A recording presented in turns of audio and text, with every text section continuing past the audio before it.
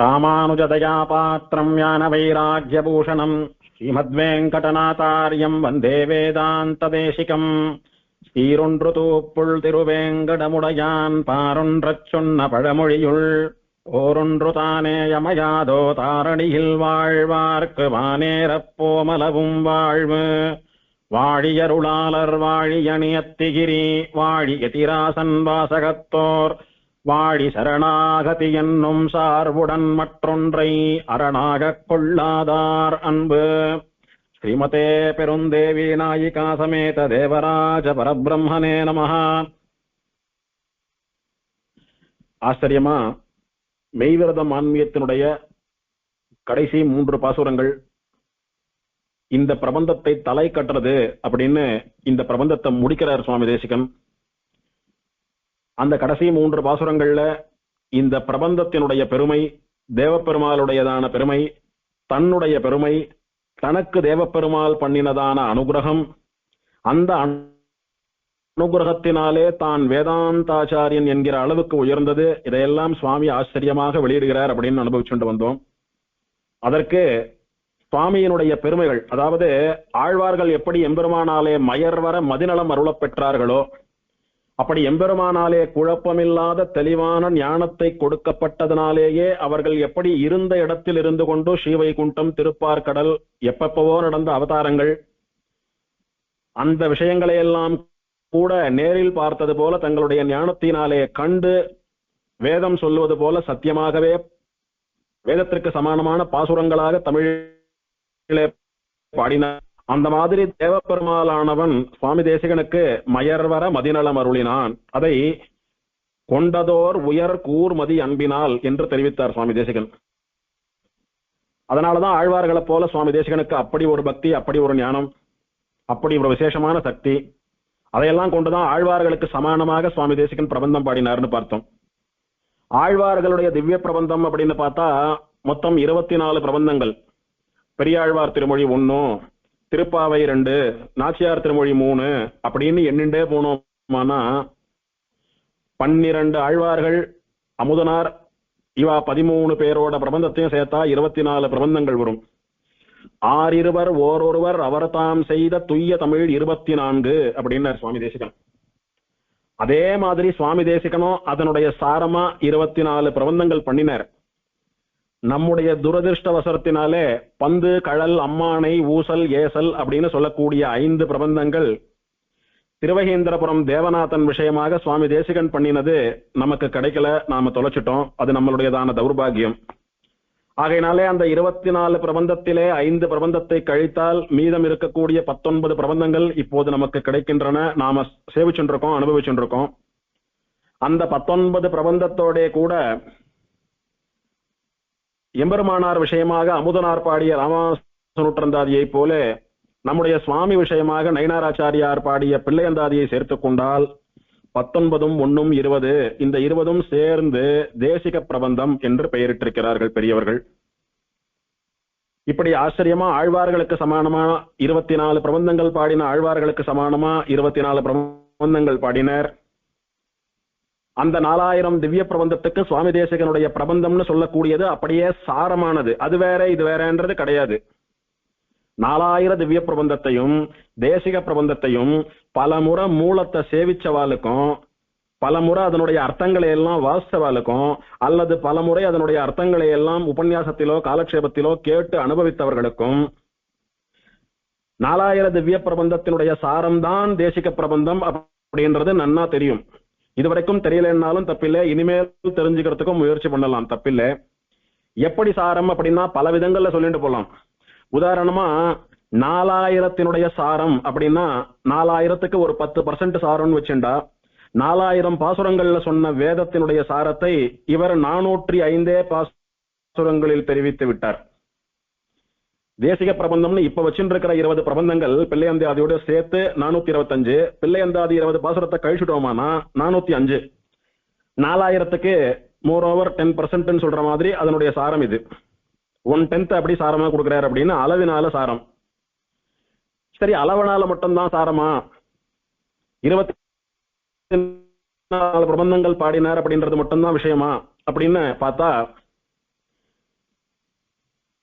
வேதத்துக்கு எப்படி ஹரிஹி ஓம் அப்படின்றது மங்களமான ஆரம்பமாகவும் முடிவாகவும் இருக்கிறதோ, அந்த மாதிரி அருளி செயலுக்கு பல்லாண்டு பல்லாண்டு தான் தொடக்கமாகவும் முடிவாகவும் இருக்கு.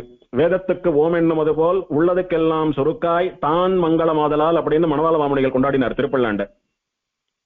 அந்த மாதிரி சுவாமி தேசிகன் பல்லாண்டு பல்லாண்டுன்னு சொல்ற மாதிரி ஏதான மங்களாசாசன பாசுரம் பண்ணியிருக்காரா அப்படின்னா, ஆமா பண்ணியிருக்கார். இந்த மெய்விரத மான்மியத்தினுடைய முதல் பாசுரம் வாழி அருளாளர் தேவப்பெருமாள் வாழ்க, வாழி அணி அத்திகிரி தேவப்பெருமாள் எழுந்தருள் இருக்கக்கூடிய திவ்ய தேசம் வாழ்க, வாழி யதிராசன் வாசகத்தோர் ராமானுஜருடையதான கிரந்தங்கள் அதாவது ஸ்ரீபாஷ்யம் முதலான கிரந்தங்களை காலக்ஷேபம் பண்ணி கொண்டிருக்கக்கூடிய ஆச்சாரியர்களும் சிஷ்யர்களும் ஸ்ரீ வைஷ்ணவர்களும் வாழ்க, வாழி சரணாகதி என்னும் சார்புடன் மற்றொன்றை அரணாக கொள்ளாதார் அன்பு. பரநியாசம் பண்ணிட்டு மோட்சம் போறதுக்கு சித்தமா இருக்கக்கூடிய, மோட்சம் போறதுக்கு பரநியாசம் தான் சரியான வழின்னு நம்பிக்கொண்டிருக்கக்கூடிய சரணாகத்தாலான பாகவதாலான நம்ம எல்லாம் சேர்த்து மங்களாசாசனம் பண்றார்.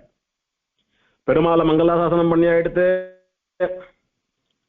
மல்லாண்ட திண்டோல் மணிவண்ணா பல்லாண்டு பல்லாண்டு அப்படின்னு பெரியாழ்வார் பாடினது போல பெருமாளை மங்களாசாசனம் பண்ணிவிட்டார். அவர் கூடலழகர பண்ணினார், இவர் தேவப்பெருமாளை பண்ணினார். பெருமாள் எழுந்தருள் இருக்கக்கூடிய திவ்ய தேசத்தை மங்களாசாசனம் பண்ணினார். அஸ்திகிரியை வாழ்க அப்படின்னு மங்களாசாசனம் பண்ணினா எல்லா திவ்ய தேசங்களையும் மங்களாசாசனம் பண்ணினாதான் ஆறுது. அஸ்திகிரிய வாழி அணி அஸ்திகிரி அப்படின்னு சொன்னதுனால வெறும் அஸ்திகிரியை மாத்திரம் மங்களாசாசனம் பண்ணினார் அப்படின்னு நினைச்சுக்க கூடாது. அடியார்கள் வாழ அரங்கநகர் வாழ அப்படின்னா அரங்கநகரை தலைமையகமாக கொண்டுள்ள அனைத்து ஸ்ரீ வைஷ்ணவ நகர்களும் வாழ அப்படின்றதுதான் அர்த்தம். அஸ்திகிரி வாழ்கன்னா எல்லா திவ்யதேசங்களுக்கும் வாழ்த்து பாடுறார் அப்படின்னு திவ்யதேசங்களுக்கு மங்களாசாசனம் பண்ணினார். ஆச்சாரியாலுக்கும் காலக்ஷேபம் பண்ணக்கூடிய சிஷ்யாலுக்கும் மங்களாசாசனம் பண்ணினார். சரணாகதி பண்ணக்கூடிய எல்லாருக்கும் பாகவதா மொத்த பேருக்கும் ஸ்ரீ வைஷ்ணவா மொத்த பேருக்கும் மங்களாசாசனம் பண்ணிவிட்டார். அதனால பல்லாண்டு பாடியிருக்காரா, பாடியிருக்கார். பல்லாண்டு வாழ்கின்றதை இவர் வாழி வாழின்னு பாடினார். எல்லாம் ஒரே அர்த்தத்தை தரக்கூடிய வேறு வேறு தமிழ் சொற்கள். திருமழிசை பிரான் தத்துவங்களையே வெளியிட்டார். மெய்மிகுத்த திருச்சந்த விருத்த பாடல்னு சுவாமி தேசிகனே கொண்டாடினார். நிறைய தத்துவங்கள் தான் திருச்சந்த விழுத்தம் முழுக்க ஸ்ரீபாஷ்யமாட்டம் தத்துவங்கள் தான். இவரும் நிறைய பல இடங்கள்ல அந்த மாதிரி எத்தனையோ விஷயங்கள்ல ஆழ்வார்களினுடைய திவ்ய பிரபந்தத்தினுடைய சாரமா அப்படியே அதனுடைய எசன்ஸா தான் இருக்கு தேசிக பிரபந்தம். அதனால அனத்தியன காலத்துல 4000 திவ்ய பிரபந்தம் சேவிக்க முடியல அப்படின்ற குறை தீர சுவாமி தேசிகனுடைய திருக்குமாரர் நயினாராச்சாரியர் அந்த ஸ்தானத்திலே தேசிக பிரபந்தத்தை சேவிப்பது அப்படின்ற நியமத்தை ஏற்படுத்தினர். அப்பவும் 4000 நாம மிஸ் பண்ணல, வேற ரூபத்திலே சுவாமி தேசிகனுடைய பாசுரங்கள் வடிவிலே அனுபவிக்கிறோம். அவ்வளவுதான் விஷயம். அங்க என்னென்ன கிடைக்கிறதோ அது அத்தனையும் இங்கேயும் கிடைக்கிறது நமக்கு. அதை அனுபவிக்கிறவாளுக்கு உணர்றவாளுக்கு நன்னா தெரியும். அப்பேற்பட்ட தன்னுடையதான பெருமை எப்படி வந்தது அப்படின்னு அதுக்கு காரணம் சொல்றார் சுவாமி தேசிகன். தேவ பெருமாள் எனக்கு கொடுத்த கூர்மையான ஞானம், நான் அவனிடத்திலே எதையும் எதிர்பார்க்காமல் செலுத்திய அன்புன்னு சொல்லக்கூடிய பரம பக்திக்கு பரிசாக அவன் கொடுத்த தெளிவான ஞானம், கூர்மதி, அழகிய மதி. அதனாலேதான் எனக்கு வேதாந்தாச்சாரியன்னு சொல்லக்கூடிய அளவுக்கு ஞானம் வந்ததுன்னு சுவாமி போன பாசுரத்திலே சொன்னார். இப்ப இந்த பாசுரத்திலே தான் பெருமை பெறுவதற்கு என்ன காரணம் அப்படின்னு சொல்றார். எல்லாருக்கும் ஞானம் உண்டு. ஆனா சில பேர் அப்படியே ரொம்ப ஃபேமஸா அப்படியே பிரகாசமா விளங்குவா, சில பேர் இருக்கிற இடமே தெரியாது. நிறைய மகான்கள் அவளுக்கு தெரியாத விஷயமே இல்ல அப்படின்னு சொல்லும்படியா நிறைய காலக்ஷேபம் கேட்ட மகான்கள், காலக்ஷேபம் சொன்ன மகான்கள், பெரிய வித்வான்கள், அவளுக்கு தெரியாத புஸ்தகம் சம்பிரதாயத்துல இல்லைன்னு சொல்லும்படியான மகான்கள்லாம் கடந்த நூற்றாண்டிலோ அதுக்கு முன்னாலேயோ கூட பெரிய மகான்கள்லாம் ரொம்ப பிரகாசமா நிறைய பேருக்கு தெரியாம இப்படியும் ஒரு சுவாமி இருந்தாரான்னு சொல்லக்கூடிய அளவுக்கு குடத்திலிட்ட விளக்கு போலெல்லாம் இருந்திருக்கா. ஆனா சுவாமி தேசிகன் என்ன சொல்றார், நான் வேதாந்தாச்சாரியன்னு சொல்லக்கூடிய அளவுக்கு யாருக்கும் இல்லாத அளவுக்கு ஞானமும் புகழும் எனக்கு இந்த உலகத்திலே கிடைத்தது. அதுவும் பெரிய பெருமாளே எனக்கு அந்த விருதத்தை கொடுத்தார். அதுக்கு காரணம் தேவப்பெருமாள் எனக்கு கொடுத்த ஞானம் தான் சொன்னாரே. சுவாமி எனக்கு அப்பேற்பட்ட ஞானம் உண்டு, ஆனா என்ன யாருன்னே யாருக்கும் தெரியாது. ஏதோ என் சிஷ்யா எங்க ஆத்து மனுஷா 4 பேரை தவிர என்ன யாருக்கும் தெரியாது சுவாமி. நான் ரொம்ப ஃபேமஸ் ஆகல அப்படின்னு சொல்லல. வேதாந்த வாசையன் விளங்கினானே அப்படின்னார். விளங்குதல் அப்படின்னா ரொம்ப ஃபேமஸ் ஆறுது. தேசிகன் அப்படின்னு சொன்னா இந்த லோகத்துல தெரியாதவா கிடையாது யாரும். இதோ வைஷ்ணவாளுக்கு தான் தெரியும், வடகலையாருக்கு தான் தெரியும்ன்றது கிடையாது. அவர் எத்தனையோ கிரந்தங்கள் சம்ஸ்கிருதத்துல பண்ணினதுனால எங்கெல்லாம் சம்ஸ்கிருதம் வாசிக்கிறாளோ, எங்கெல்லாம் சாஸ்திரங்கள் வாசிக்கிறாளோ, அது கர்நாடக தேசமாக இருக்கட்டும், கேரள தேசமா இருக்கட்டும், காசி முதலான வடக்கு தேசங்களாக இருக்கட்டும், எங்கெல்லாம் சான்ஸ்கிரிட் யூனிவர்சிட்டின்னு இருக்கும் அங்கெல்லாம் சுவாமி தேசிகனுடைய கிரந்தங்கள் பாடத்துல இருக்கும். ஒரு நியாய சித்தாஞ்சனமோ, ஒரு நியாய பரிசுத்தியோ, ஒரு தத்துவமுக்தா கலாபமோ, ஒரு சர்வார்த்த சித்தியோ ஏதாவது பாடத்துல இருக்கும்.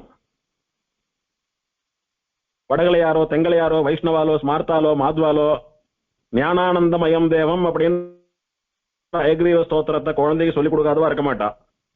ஆகையினால சுவாமி தேசிகன் ரொம்ப பிரசித்தமாக விளங்கினார். அதுக்கு என்ன காரணம் அப்படின்னு சொல்றார். இப்போ நான் வேதாந்தாச்சாரியன்னு சொல்லக்கூடிய அளவுக்கு ஞானம் வந்ததுக்கு என்ன காரணம் அப்படின்னு போன பாட்டுல சொன்னார். இந்த பாட்டுல இவ்வளோ பிரபலமா சுவாமி எம்பெருமான் ஆராட்டுமா நான் இவ்வளோ பேர் வாங்கி உலகமெல்லாம் என்னுடைய புகழ் பரவுவதற்கு என்ன காரணம் அப்படின்றத இந்த பாட்டுல தெரிவிக்கிறார். 28ஆம் பாட்டு. கவி தான் விளங்கியதற்கு காரணம் கூறல் அப்படின்னு இந்த பாட்டுக்கு தலைப்பு.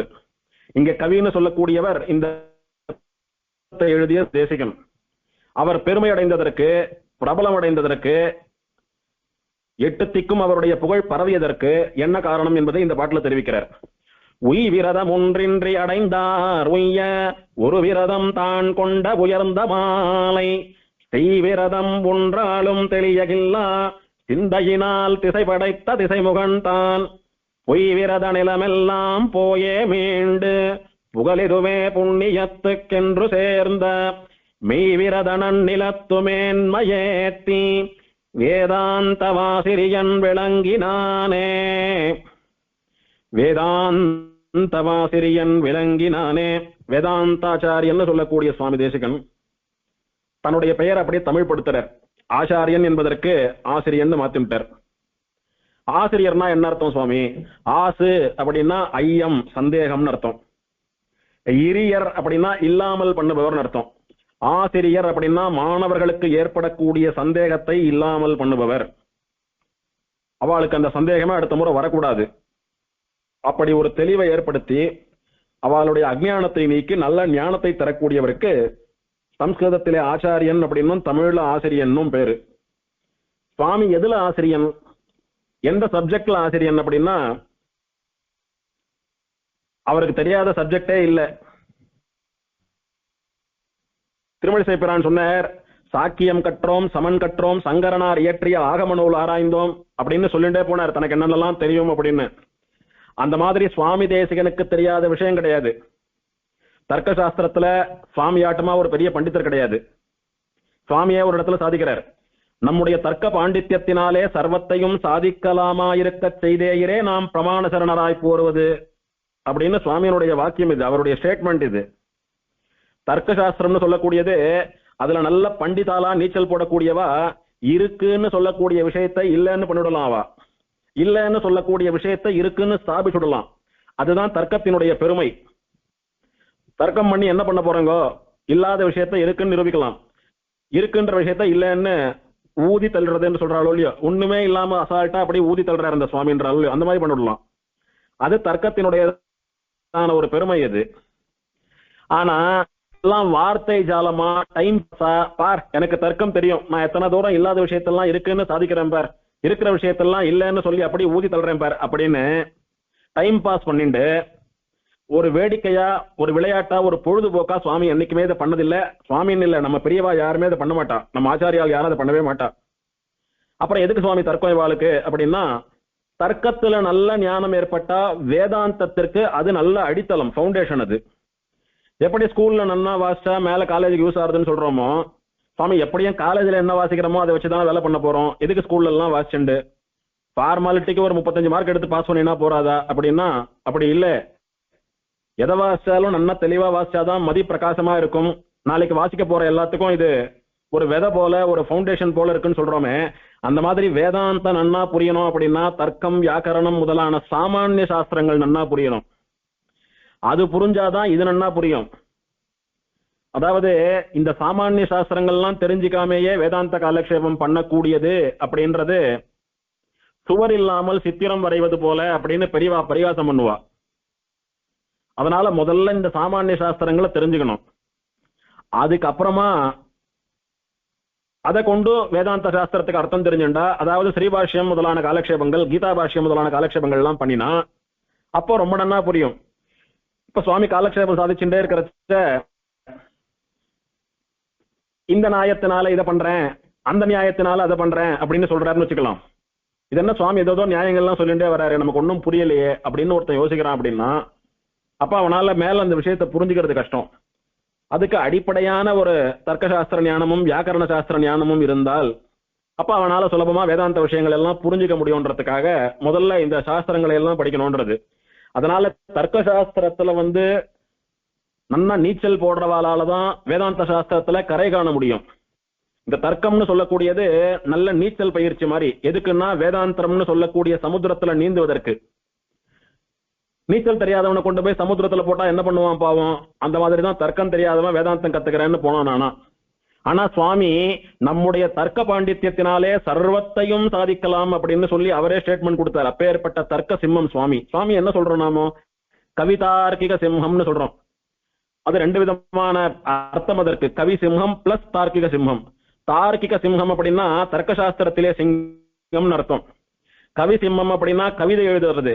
தமிழாட்டம், சம்ஸ்கிருதமாட்டம், பிராகிருதமாட்டம், மணிப்பிரவாளமாட்டம், எந்த பாஷையில வேணாலும் மேகம் நினைச்சா மழையை பெய்யறது போல இவர் நினைச்சா கவிதை எழுதிட்டு போயிட்டே இருப்பார். என்ன வார்த்தை போடலான்னு ராத்திரி எல்லாம் விடிய விடிய யோசிக்கிற டைப் எல்லாம் கிடையாது சுவாமி. நினைச்சா அப்படி பாசுரம் எழுதிட்டு போயிட்டே இருப்பார், நினைச்சா அப்படி ஸ்தோத்திரம் எழுதிட்டு போயிட்டே இருப்பார். அந்த மாதிரி கவிதை எழுதுறதுலயும் சிம்மம், தர்க்கத்திலையும் பெரிய சிம்மம். இதை ஏன் ரெண்டுத்தையும் ஒண்ணு சேர்க்கிறா அப்படின்னா, பெரும்பாலும் உலகத்துல இந்த கவிஞர்களா இருக்கிறவா மொழியில சம்ஸ்கிருதமோ தமிழோ அந்த பாஷையில அவளுக்கு நல்ல ஞானம் இருக்கும். வார்த்தைகள்ல எப்படி ஜாலம் பண்ணலாம், விளையாடலாம் அப்படின்ற அறிவு இருக்கும். எப்படியெல்லாம் வார்த்தைகளை போட்டா அந்த ஸ்லோகம் காதுக்கு கேட்கறதுக்கு மதுரமா ஊழும், எப்படியெல்லாம் கரடுமுரடான வார்த்தைகள் எல்லாம் பயன்படுத்தினா பாசுரம் அப்படி கேட்கும் போதே கம்பீரமா இருக்கும் அப்படின்றதெல்லாம் அவளுக்கு தெரியும். எல்லாத்துக்கும் மேல கற்பனையில மிதக்குவா, கற்பனையில அப்படியே மிதப்பா. காளிதாசன் அப்படி போயிட்டு இருக்கான், காட்டுல போறச்ச மேல பறவைகள்லாம் ஒண்ணு சேர்த்து பறக்கிறது. உடனே தன்னுடைய காவியத்துல என்ன பண்ணா, ராமன் அப்படியே காட்டுல நடந்து போறச்ச இந்த மாதிரி மேல பறவைகள் எல்லாம் சேர்ந்து மாவில தோரணம் கட்டினது போல பறந்தது அப்படின்னு சொன்னான். அந்த மாதிரி கற்பனா சக்தின்னு சொல்லக்கூடியது கவிகளுக்கு ஜாஸ்தி. அவ ஒரு தனி லோகத்துல மிதப்பா, கற்பனை லோகத்துல மிதப்பா. அவளுடையதான விஷயங்கள் எல்லாம் சாமான்யமா இருக்கிற மனுஷால புரிஞ்சுக்க முடியாது. அதனால லட்சுமி சகஸ்திரத்துல கூட வெங்கடாத்வரி கவி பல இடங்கள்ல சொல்றாரு, சாமான்யமா ஏதோ விஷயம் கேட்டு போலான்னு வந்தவாளுக்கு இங்க காரியம் இல்லை, உங்களுக்கு இதெல்லாம் ரசிக்காது. வித்வான்களா, சம்ஸ்கிருத பாஷையினுடைய ஆழம் தெரிஞ்சவாளா, ஓரளவுக்காவது சாஸ்திரம் தெரிஞ்சவாளா இருக்கிறவாளுக்கு தான் இந்த லட்சுமி சகஸ்திரத்தில் இருக்கக்கூடியதான வண்டர்ஸ், அற்புதங்கள், பியூட்டிஸ் எல்லாம் புரியும். அதனால ஏதோ கதை கேட்கறேன்னு கேட்கறவா இங்க வராதுங்கோ அப்படின்னு பல இடத்துல சொல்லிருக்காரு கவி. அந்த மாதிரி கவிஞர்கள்னு சொல்லக்கூடியவா அவளுக்குன்னு ஒரு லோகத்தை அமைத்துக் கொண்டு அவளுக்குன்னு ஒரு கோட்டையை கட்டிண்டு அதுல ராஜாவா இருந்துட்டு இருக்கக்கூடியவா. இதுக்கு அப்படியே ஸ்ட்ரெயிட் ஆப்போசிட் தர்க்கம் வாசிக்கிறவா. டு த பாயிண்ட், பிராக்டிகலா என்ன பேச வர. இப்போ ஆரம்பத்திலேயே கேட்பா, இப்ப என்ன சொல்ற முடிவா அப்படின்னு. ஆரம்பத்திலேயே இந்த கற்பனை, காவியம், நயம் அதெல்லாம் வேண்டாம், என்ன சொல்ல வர, to the point, to the core, என்ன சொல்ல வர அப்படின்னுவா. அதனால லோகத்துல இது ரெண்டும் அப்படியே ஒண்ணுக்கு ஒண்ணு எதிர்த்தட்டுல இருக்கக்கூடியது. ஆனா சுவாமிக்கு ரெண்டுமே வருமா. இதை ஏன் அப்படி சொல்றான்னா, இந்த கவிதை எழுதுறவாளுக்கு தர்க்கம் வராது, தர்க்கம் வரவாளுக்கு கவிதை எழுத வராது. இது ரெண்டும் சேர்ந்து வரக்கூடிய அபூர்வம்னு சொல்லக்கூடியது ரொம்ப கம்மி. ஆனால் அது நம்ம சம்பிரதாயத்துல ஜாஸ்தியே உண்டு. ராமானுஜராட்டம், சுவாமி தேசிகனாட்டம், இப்ப இருக்கக்கூடிய ஆச்சாரியாலாட்டம், இதுக்கு முன்னாடி இருந்த ஆச்சாரியாலாட்டம், பல பேருக்கு இந்த கவிதை எழுதுறதுன்றதும் நன்னா வரும், தர்க்கம்ன்றதும் நன்னா வரும். அதனால சேராத ரெண்டு விஷயம் சேர்ந்து இருக்கிற அப்படின்னாலே கவிதார்க்கிக சிம்மம்னு சுவாமிக்கு ரெண்டும் சேர்ந்து ஒரு பேரா வந்தது. அப்பேற்பட்ட மகான் சுவாமி. ஆக தர்க்க சாஸ்திரத்துல பெரிய பண்டிதர். வேதாந்த சாஸ்திரத்துல சொல்லவே வேணாம், வேதாந்தாச்சாரியன்னு ரங்கநாதனே பேர் கொடுத்துட்டார். தமிழ்ல ஆழ்வார்களை போல பிரபந்தம் எழுதக்கூடிய ஒரு திறமை படைத்தவர் சுவாமி. தானே தன்னை சந்தமிகு தமிழ்மறையோன், தூப்புள் தோன்றும் வேதாந்த குரு அப்படின்னு மாறுதட்டி கொண்டார். சந்தமிகு தமிழ்மறைன்னு சொல்லக்கூடியது 4000 திவ்ய பிரபந்தம். தன்னை சந்தமிகு தமிழ்மறையோன்னு சொல்லிக் கொண்டா என்ன அர்த்தம்னா, 4000 திவ்ய பிரபந்தத்திலே கரை கண்டவன் நான் அப்படின்னு அர்த்தம். 4000 திவ்ய பிரபந்தத்திலே ஊறியவன் நான் அர்த்தம். 4000 திவ்ய பிரபந்தமாகிற தேனை அனுபவித்து அனுபவித்து போதையிலே மிதப்பவன் நான் அப்படின்னு அர்த்தம். சுவாமி 4000 திவ்ய பிரபந்தத்துல நான் பெரிய கரகண்டவன் சுவாமி சொல்லிக்கிறாரு, அந்த மாதிரிலாம் சொல்லலாமா, தன்னை தானே பெருமையா சொல்லிக்கலாமா அப்படின்னா அது அவர் தான பெருமையா சொல்லிக்கல. அந்த பிரபந்தத்திலே இருக்கக்கூடியதான பெருமையை, ஏற்றத்தை, அவருக்கு இருக்கக்கூடியதான ஈடுபாட்டை தெரிவிக்கிறார். நம்மாழ்வார் திருவாய்மொழியில இருந்தமிழ் நூல் இவை மொழிந்து அப்படின்னார். இருந்தமிழ் நூல் இவை மொழிந்து, பெரிய தமிழ் நூலான இதை சொல்லி அப்படின்னு தன்னுடைய திருவாய்மொழின்னு சொல்லக்கூடிய பிரபந்தத்திற்கு இருந்தமிழ் நூல், பெரிய தமிழ் நூல் அப்படின்னு பெயர் சூட்டினார் நம்மாழ்வார். அதை யார் பண்ணதான்? நான் பண்ணல, எனக்குள்ளே இருந்து பெருமாள் பண்ணிட்டான் அப்படின்னார் நம்மாழ்வார். அகோபிலம் பாசுரத்துல திருமங்கையாழ்வார் கடைசி பலஸ்ருதி சொல்றச்ச இருந்தமிழ் நூற்புலவன் மங்கையாளன் மண்ணு சீர் கலிகன்றி அப்படின்னார். இருந்தமிழ் நூல் அப்படின்றது எது? திருவாய்மொழி. நம்மாழ்வாருடைய வாக்குப்படி இருந்தமிழ் நூல்னு சொல்லக்கூடியது திருவாய்மொழி. தமிழ் இலக்கியத்திலே வேற எந்த நூலுக்கும் அந்த பேர் இல்லை.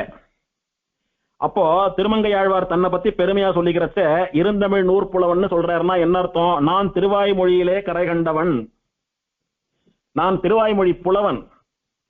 ராமாயண புலவர், மகாபாரத புலவர் எல்லாம் சொல்றது போல நான் திருவாய்மொழி புலவன். திருவாய்மொழியில மகா பாண்டித்யம் உண்டு எனக்கு. எல்லா பாசுரங்களுக்கும் எப்படியெல்லாம் அர்த்தம் சொல்ல முடியுமோ, எப்படியெல்லாம் ஆழங்கால் பட்டு அனுபவிக்க முடியுமோ அப்படி மூழ்கி திளைத்தவன் நான். திருவாய்மொழியாகிற பெரும் கடலிலே, மகா சமுத்திரத்திலே நீச்சல் போட்டவன் நான் அப்படின்னு தன்னை பெருமையா சொல்லிக்கிறார்.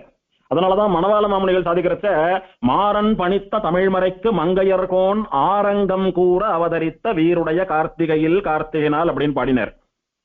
நம்மாழ்வார் பாடினது 4 வேதங்கள் அப்படின்னா அந்த வேதத்தினுடைய அங்கங்கள் சீக்ஷா, வியாக்கரணம், கல்பம், நிருத்தம், ஜோதிஷம்னு சொல்லக்கூடிய வேத அங்கங்கள் 6 இருக்கு.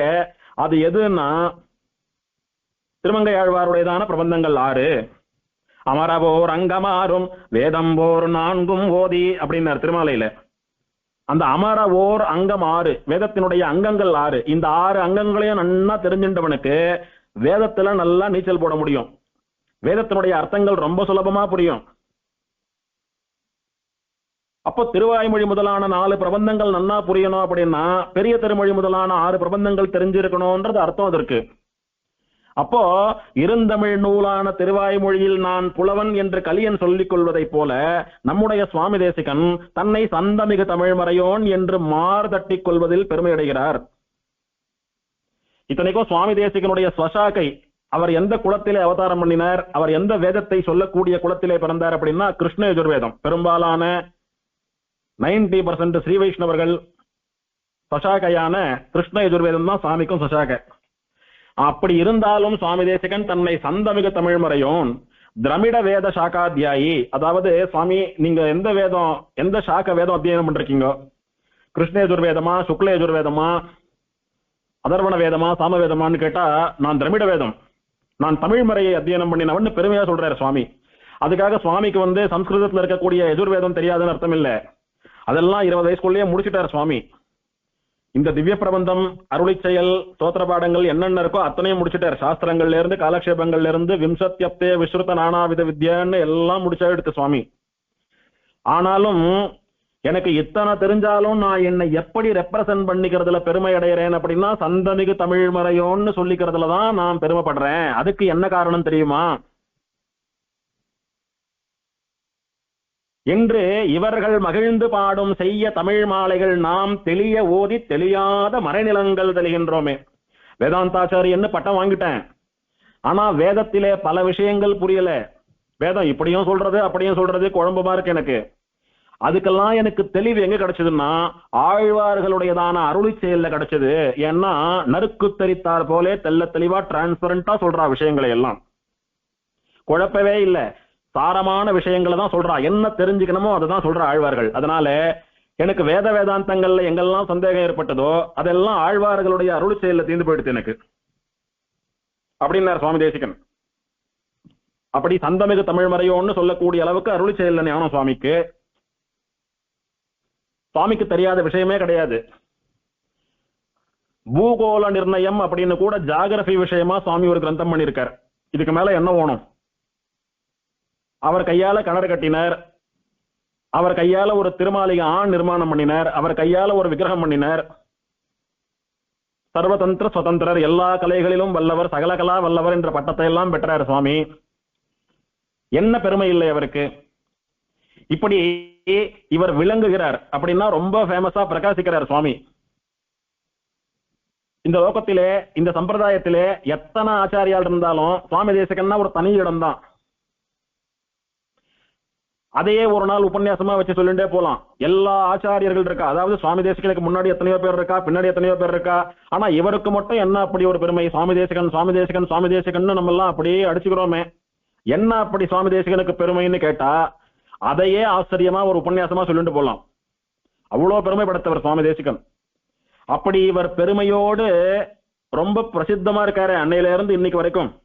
அவர் இருந்த காலத்திலும் மகா பிரசித்த வித்வானா இருந்தார். அதனாலதான் ஸ்ரீரங்கத்துல அத்வைத்திகள் எல்லாம் வாதத்துக்கு வந்த போது காஞ்சிபுரத்துல இருந்து இவர் பிரார்த்திச்சு அழிச்சுட்டு போய் சததூஷணி எல்லாம் சொல்லி நம்ம சித்தாந்தத்தை காப்பாத்தி அருளை செயல் முதலான பிரபந்தங்களை சேவிச்சு அத்தியனோத்சவத்தை எல்லாம் நடத்தி வச்சா பெரியவா. திரும்ப ஸ்ரீரங்கத்துல வாசம் பண்றச்ச காஞ்சிபுரத்துல சண்டை என்னும் போது சுவாமி தான் பிரார்த்திச்சா. அந்த மாதிரி அவர் இருந்த காலத்திலும் ரொம்ப பிரபலமா இருந்தார். அவர் பரமபதித்து 600 வருஷங்களுக்கு மேல எடுத்து இன்னைக்கும் பிரபலமா தான் இருந்துட்டு இருக்கார். 650 வருஷம் எடுத்து சுவாமி பரமபதிச்சு.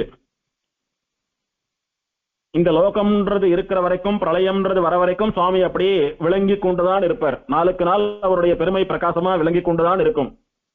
அதுக்கு என்ன காரணம் அப்படின்னு சுவாமி சொல்றார்.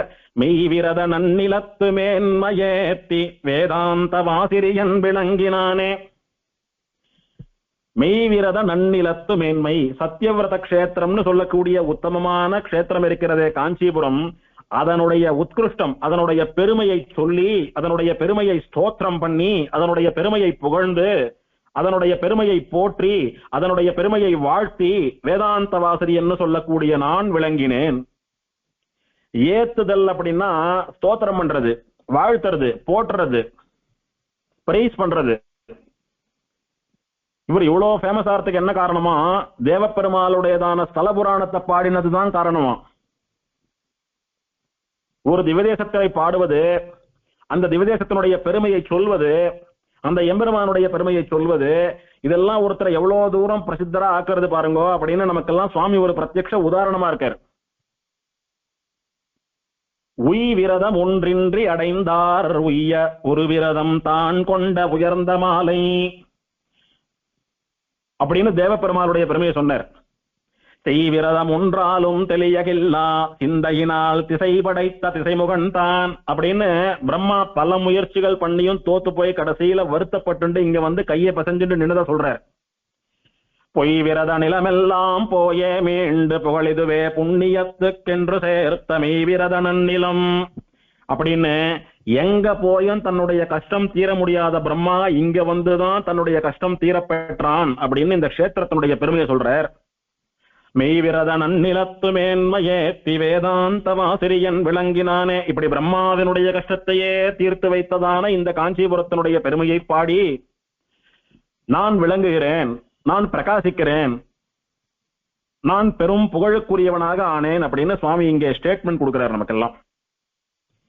இந்த பாசுரத்தினுடைய வியாக்கியானத்தினுடைய அவதாரிக்கை ஆரம்பத்துல வியாக்கியாதா தெரிவிக்கிறார். கேவல துண்டீர மண்டல வாசமன்றிக்கே சர்வக்ஷேத்திர சாரபூத சத்தியவிரத கஷேத்திர மகாத்மிய வர்ணனத்தாலே தாம் அத்தியந்தம் கிருதார்த்தரானபடியை அருளி செய்கிறார் அப்படின்னு உபோத்காதம். அதாவது இந்த பாசுரத்தினுடைய கமெண்ட்ரிக்கு இன்ட்ரோடக்ஷன் பார்ட் இது. கேவல துண்டீர மண்டல வாசமன்றிக்கே எல்லாரும் கேட்பா, முத்தி தரும் நகரேழில் முக்கியமாம் கட்சி அப்படின்னு மோட்சம் தரக்கூடிய 7 ஊர்னு சொன்னா 7 ஊர்ல எங்க பிராணன் போனாலும் மோட்சம் தானே. அப்ப 7ம் ஈக்குவல் ஸ்டேட்டஸ் தானே, 7 பேருக்கும் ஒரே மோட்சம் தானே, 7 பேரும் ஒரு இடத்துக்கு தானே போய் சேர போறா.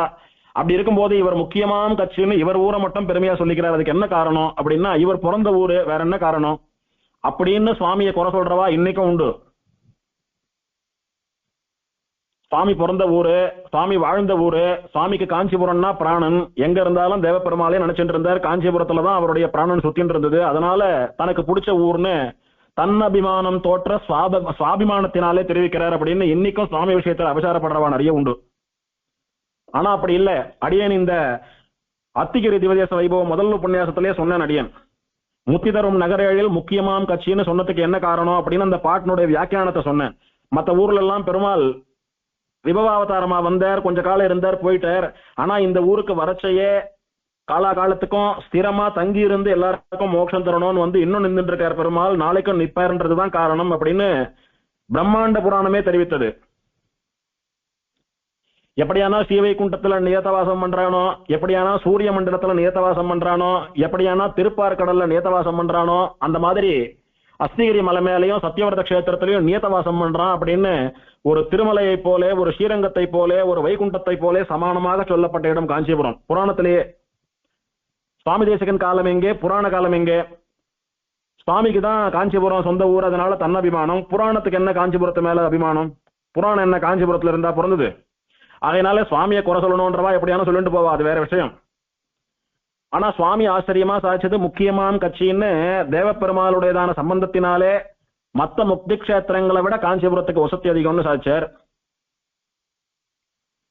அப்பேற்பட்டதான காஞ்சிபுரம் கேவல துண்டீர மண்டல வாசமன்றிக்கே, கேவலம் வேற ஒன்னும் காரணம் இல்ல சுவாமி. அவர் அந்த ஊர்ல பிறந்தார், அந்த ஊர்ல வசிச்சுட்டு இருந்தார், 40 வயசு வரைக்கும் காஞ்சிபுரத்துல தான் இருந்தார். நடுவுல கொஞ்ச நாள் போய் திருவேந்திபுரத்துல தபஸ் பண்ணிட்டு வந்தாலும் 20 வயசு வரைக்கும் ஆச்சாரியன் காலக்ஷேபம் பண்ணி வளர்ந்தது, கல்யாணம் பண்ணிட்டது எல்லாம் அங்கதான். தபஸ் பண்ணிட்டு வர வாங்கிட்டு வந்தும் பல காலம் காஞ்சிபுரத்துல எழுந்தார்.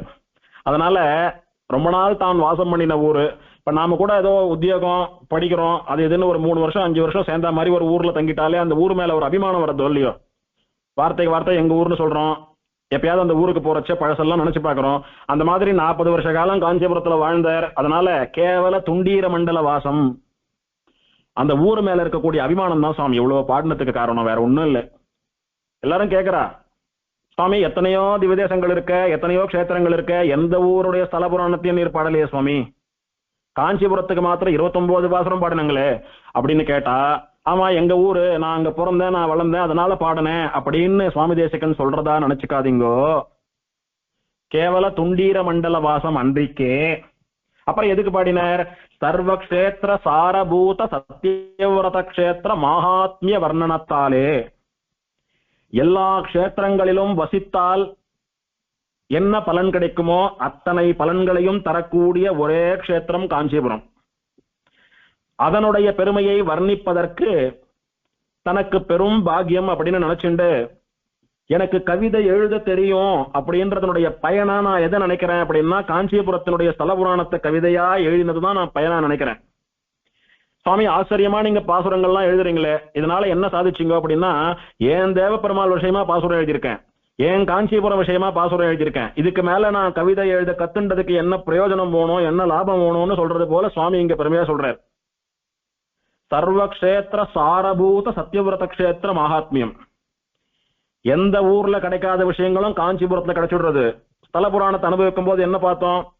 காஞ்சிபுரத்துக்கு வந்து பெருமாளை சேவிச்சாலும் சரி, அனந்தசரஸ் தீர்த்தம், வேகவதி தீர்த்தம் முதலான தீர்த்தங்கள்ல தீர்த்தமாடினாலோ, புரோக்ஷனம் பண்ணிண்டாலோ, சாட்டாலோ, கண்ணால பார்த்து கையை கூப்பி சேவிச்சாலும் சரி, தேவ பெருமாளுடையதான புண்ணியக்கோட்டை விமானத்தை சேவிச்சாலும் சரி, உள்ள இருக்கிற பெருமாளை போய் சேவிச்சாலும் சரி, வரவே முடியாதவா அவ ஆத்துல இருந்தபடியே காஞ்சிபுர கஷேத்திரத்தையும் பெருமாள் விமானத்தையும் நினைச்சுண்டாலும் சரி, பக்தியே இல்ல, ஏதோ அந்த ஊர்ல அவனுடைய அம்மா அப்பா இருக்கா, வேற வழி இல்லாம அந்த ஊர்ல பிறந்துட்டான் சுவாமி ஒருத்தன்.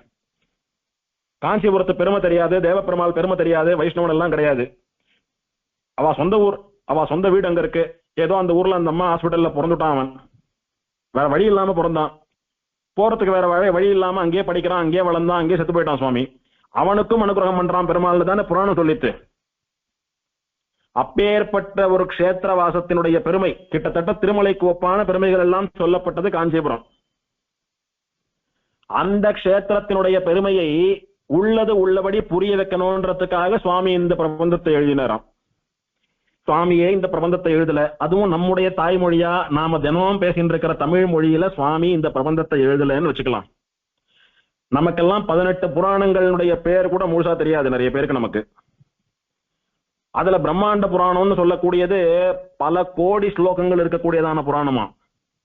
அதுல இப்ப ஒரு பாகம் தான் கிடைக்கிறது, நிறைய மிஸ் ஆயிடுத்து. அந்த ஒரு பாகம்னு சொல்லக்கூடியது கிட்டத்தட்ட 14 லட்சம் ஸ்லோகங்களுக்கு மேல.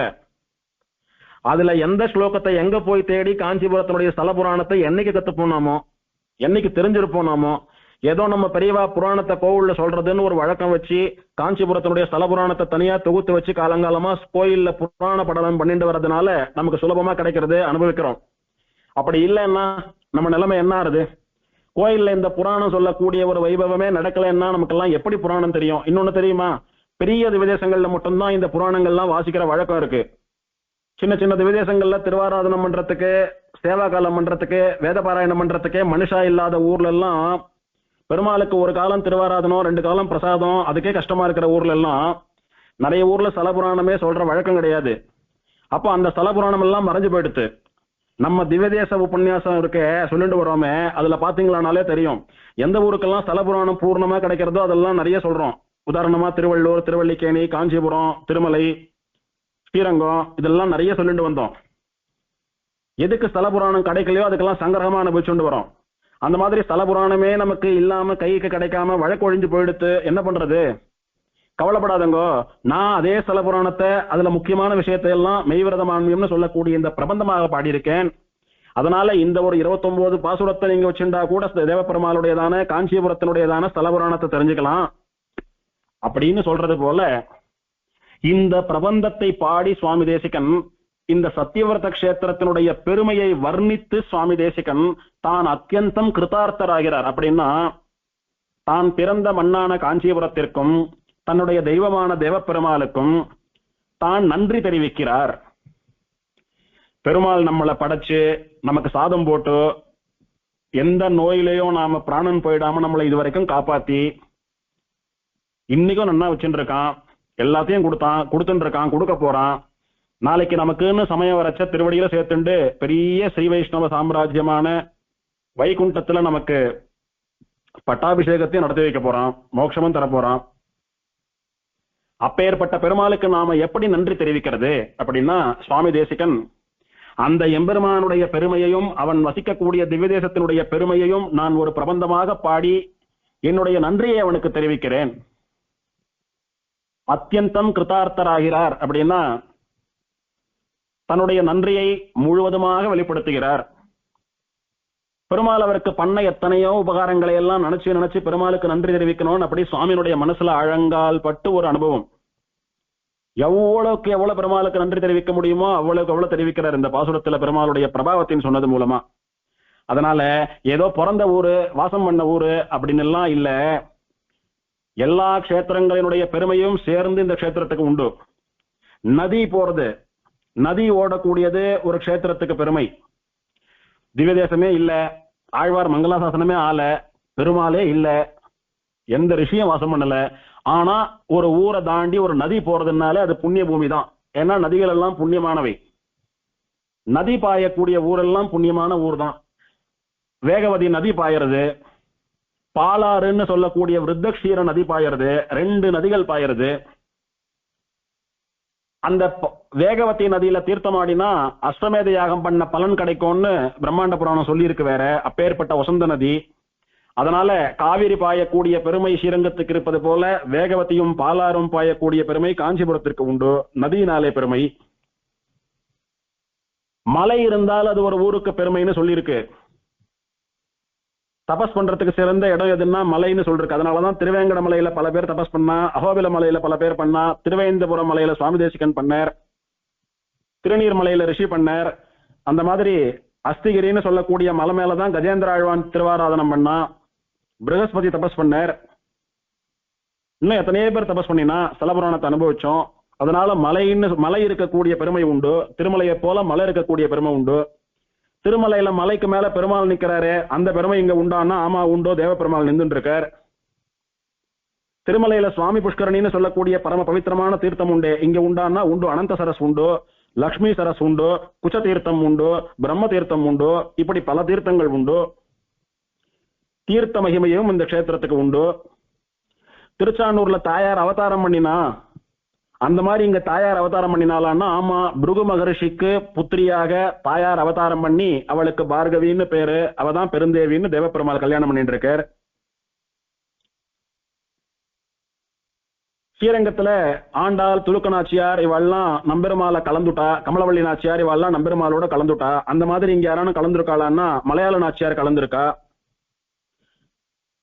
அப்போ பக்தையாக இருக்கக்கூடிய ஒரு பெண் மனைவி ஸ்தானத்திலே பெருமாளோட சேர்ந்து கலக்கிறதுன்னு சொல்லக்கூடிய ஏற்றமும் இந்த கஷேத்திரத்துக்கு உண்டு. ஸ்ரீரங்கத்தை போல என்ன பெருமை இல்ல ஸ்ரீரங்கத்துக்கு? ஆழ்வார் அவதார ஸ்தலம், பொய்கை ஆழ்வார் அவதார ஸ்தலம்.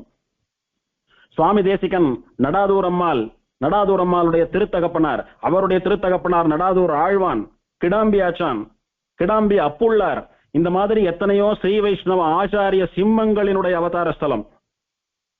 ஆழ்வார் அவதார ஸ்தலம் மட்டுமல்ல, ஆச்சாரியர்கள் அவதார ஸ்தலமும் கூட. ஆழ்வார்கள்ல முக்கியமானவா முதலாழ்வார்கள், அவாதான் ஆரம்பம் ஆழ்வார்களுக்கு. அதுலயும் முக்கியமானவர் முதலாழ்வாரான பொய்கை ஆழ்வார், அவருடைய அவதார ஸ்தலம்னு சொல்லக்கூடிய பெருமை.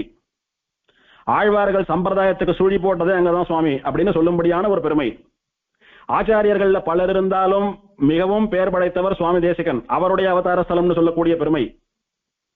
ஸ்ரீரங்கத்துல பல ஆச்சாரியர்கள் நித்தியவாசம் பண்ணிக்கொண்டு காலக்ஷேபம் சொல்லிக்கொண்டு பெருமாள் அனுபவிச்சுட்டு இருந்தா. அதே மாதிரி காஞ்சிபுரத்திலையும் பல ஆச்சாரிய சிம்மங்கள் காலக்ஷேபம் சொல்லிண்டு சம்பிரதாயத்தை பரப்பிண்டு தேவ பெருமாளுக்கு கைங்கரியம் பண்ணிண்டு அவன் அனுபவிச்சுட்டு இருந்தா. எப்படியானா ஒரு நம்மாழ்வார் அவதார ஸ்தலத்தை சுத்தி நவ திருப்பதின்னு 9 பெருமாள்கள் போட்டி போட்டு அனுகிரகம் பண்றாலோ, எப்படியானா ஒரு திருமங்கை ஆழ்வாருடையதான அவதார ஸ்தலத்தை சுத்தி திருநாங்கூர் திருப்பதிகள்னு ஒரு 11-12 பெருமாள் அனுகிரகம் பண்றாலோ போட்டி போட்டுண்டு, அந்த மாதிரி காஞ்சிபுரம்னு சொல்லக்கூடிய பொய்கை ஆழ்வாரனுடைய அவதார ஸ்தலத்தை சுத்தி சுவாமி தேசிகனுடைய அவதார ஸ்தலத்தை சுத்தி 14 திவ்யதேச எம்பெருமான்கள் போட்டி போட்டு அனுகிரகம் பண்றா. தெருவுக்கு ஒரு பெருமாள் இருக்கா. இப்படி எத்தனையோ பெருமை சொல்லிண்டே போலாம் காஞ்சிபுரத்திற்கு, சொல்லி மாலாது. அந்த மாதிரி இத்தனை விஷயத்தையும் சேர்த்துதான் ஒரே வார்த்தையில வியாக்கியாத்தா தெரிவிக்கிறார். சர்வ கஷேத்திர சாரபூதமான சத்தியவிரத கஷேத்திர மகாத்மியம். எல்லா கஷேத்திரங்களுக்கும் இருக்கக்கூடிய பெருமை இங்கே உண்டு. பல ஆங்கிள் யோசிச்சுட்டு போலாம். பெருமாள் இங்க நின்ன கோலத்திலையும் இருக்கார், உட்கார்ந்த கோலத்திலையும் இருக்கார், படுத்துண்ட கோலத்திலையும் இருக்கார், நடந்தான் அப்படின்னு அலக்கிற கோலத்திலையும் உலகளந்த பெருமாள் இருக்கார். என்ன கோலம் வேணும் சுவாமி, பெருமாள் இருக்கார்.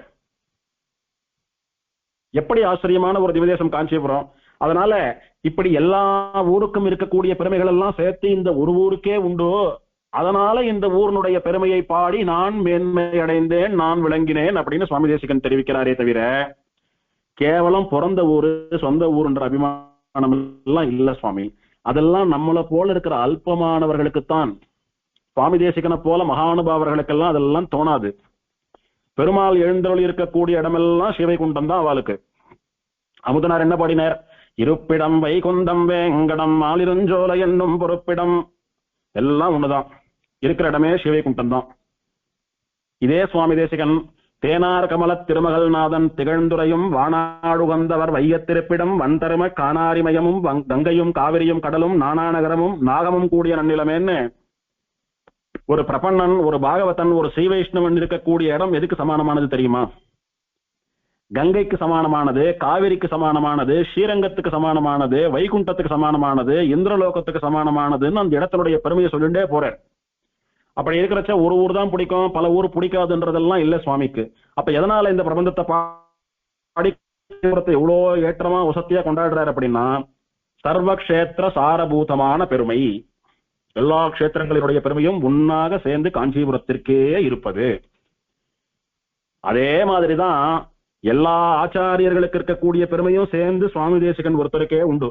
அதை ஒரு நாள் தனியாக அனுபவிக்கலாம். இப்ப இந்த பாசுரத்தினுடையதான பதவுரையை பார்க்கலாம். உய் விரதம் ஒன்றின்றி அடைந்தார் உய்ய.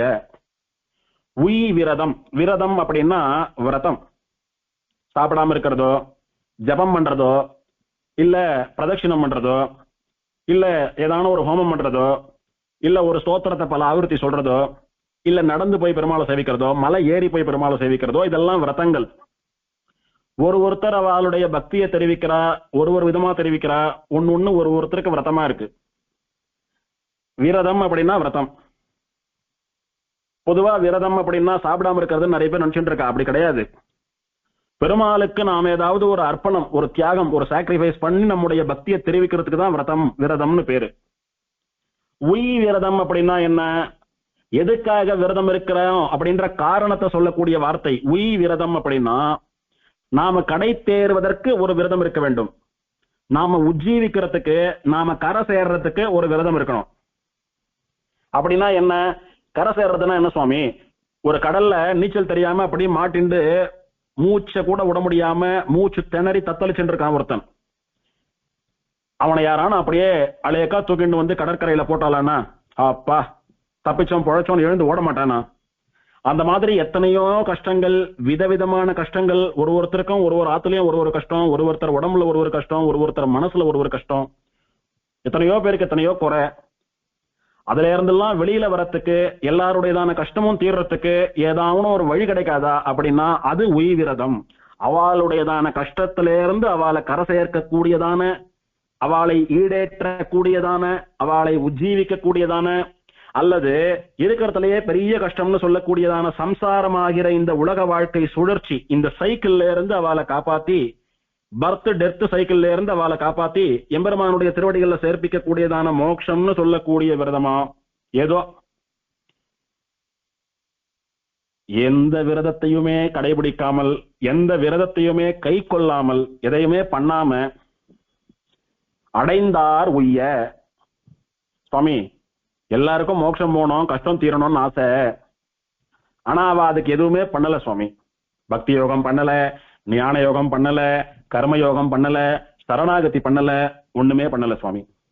நோற்ற நோன்பிலேன் நுண்ணறிவிலேன், நோற்ற நோன்பிலேன் கர்மயோகம் பண்ணல, நுண்ணறிவிலேன் ஞான யோகமும் பண்ணல, ஆகிலும் உன்னை விட்டு ஒன்றும் ஆற்ற கிற்கின்றிலேன். இதெல்லாம் பண்ணலன்றதுக்காக எனக்கு மோட்சம் இல்லைன்னு சொல்லிடாத.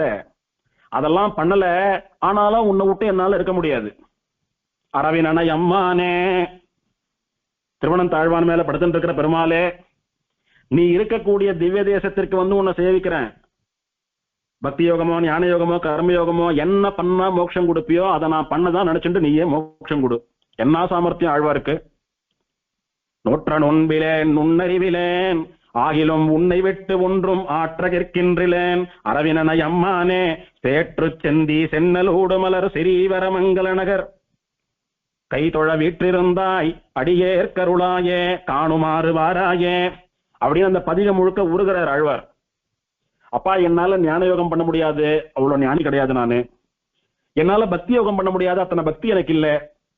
என்னால கர்ம யோகம் பண்ண முடியாது, அத்தனை பெரிய கர்மானுஷ்டான யோகி எல்லாம் கிடையாது நானு. அதே நேரத்துல உன் திருவடிய ஒரு க்ஷணம் கூட என்னால பிரிஞ்சு வாழ முடியாது. நீ ஓணும் எனக்கு, உன்னுடைய திருவடிகள்ல கைங்கரியம் ஓணும். உன்னையும் தாயாரையும் பார்த்துட்டே இருக்கணும், அனுபவிச்சுட்டே இருக்கணும், கைங்கரியம் பண்ணிட்டே இருக்கணும். ஆனா நீயோ இதையெல்லாம் பண்ணினா, இதுல ஏதாவது ஒண்ணு பண்ணினாதான் மோட்சம் கொடுப்பேன்னு வச்சுட்டு இருக்க. என்னாலதான் பண்ண முடியாது, அதே சமயத்துல உன்னை விட்டும் இருக்க முடியாது. ஆனா ஒண்ணு பண்ணின, நீ எங்கெல்லாம் இருக்கையோ அங்கெல்லாம் ஆசையா தேடி வந்து உன்னை சேவிச்சேன். அதையே இதெல்லாம் நான் பண்ணினதா நீ எடுத்துட்டு எனக்கு மோட்சம் தரக்கூடாதான்னு ஆழ்வார் ஏங்குறார். கடைசியில சரணாகதி பண்ணி முடிக்கிறாருன்னு வச்சுக்கலாம். ஆர் எனக்கு நின் பாதமே சரணாகத்தம் தொழிந்தாய் அப்படின்னு, உன் திவ்யதேசத்துக்கு வந்துட்டேன், உன்னை சேவிச்சுட்டேன், உன்னுடைய திருவடிகளை பிடித்துக் கொண்டால் பக்தி யோகம் ஞான யோகம் கர்மயோகம் இந்த ஸ்தானத்தில் எல்லாம் இருந்து நான் மோட்சம் தரேன்னு சொல்லக்கூடியதான சரணாகதி மார்க்கத்தை எனக்கு காட்டி கொடுத்தாய். ஆழ்வாரே, நீங்க கர்மயோகம் பண்ண வேண்டாம், பக்தி யோகம் பண்ண வேண்டாம், ஞான யோகம் பண்ண வேண்டாம், என்னுடைய திருவடிகள் தெரியறது பாருங்க அண்ணா, அதை பிடிச்சுக்கோங்க, சரணாகத்தின்னு சொல்லுங்க, அது போறோம் அப்படின்னு நீ எனக்கு காட்டி கொடுத்த. அதனால அந்த திருவடிகளையே நான் பற்றி கொண்டு சரணாகதி பண்றேன், எனக்கு மோட்சம் கொடுன்னு ஆழ்வார் பிரார்த்தித்தார் அப்படின்றது சம்பிரதாயம். அந்த மாதிரி ஆழ்வார் சொல்றது மாதிரி இவ உய்வதற்கு, கடை தேறுவதற்கு, ஈடேறுவதற்கு ஒரு விரதமும் பண்ணல. உய் விரதம் ஒன்று இன்றி தங்களுடைய கஷ்டத்திலேருந்து மீள்றதுக்கோ தாங்க நல்ல கதிக்கு போறதுக்கோ ஒரு காரியமும் பண்ணாமல் அடைந்தார்.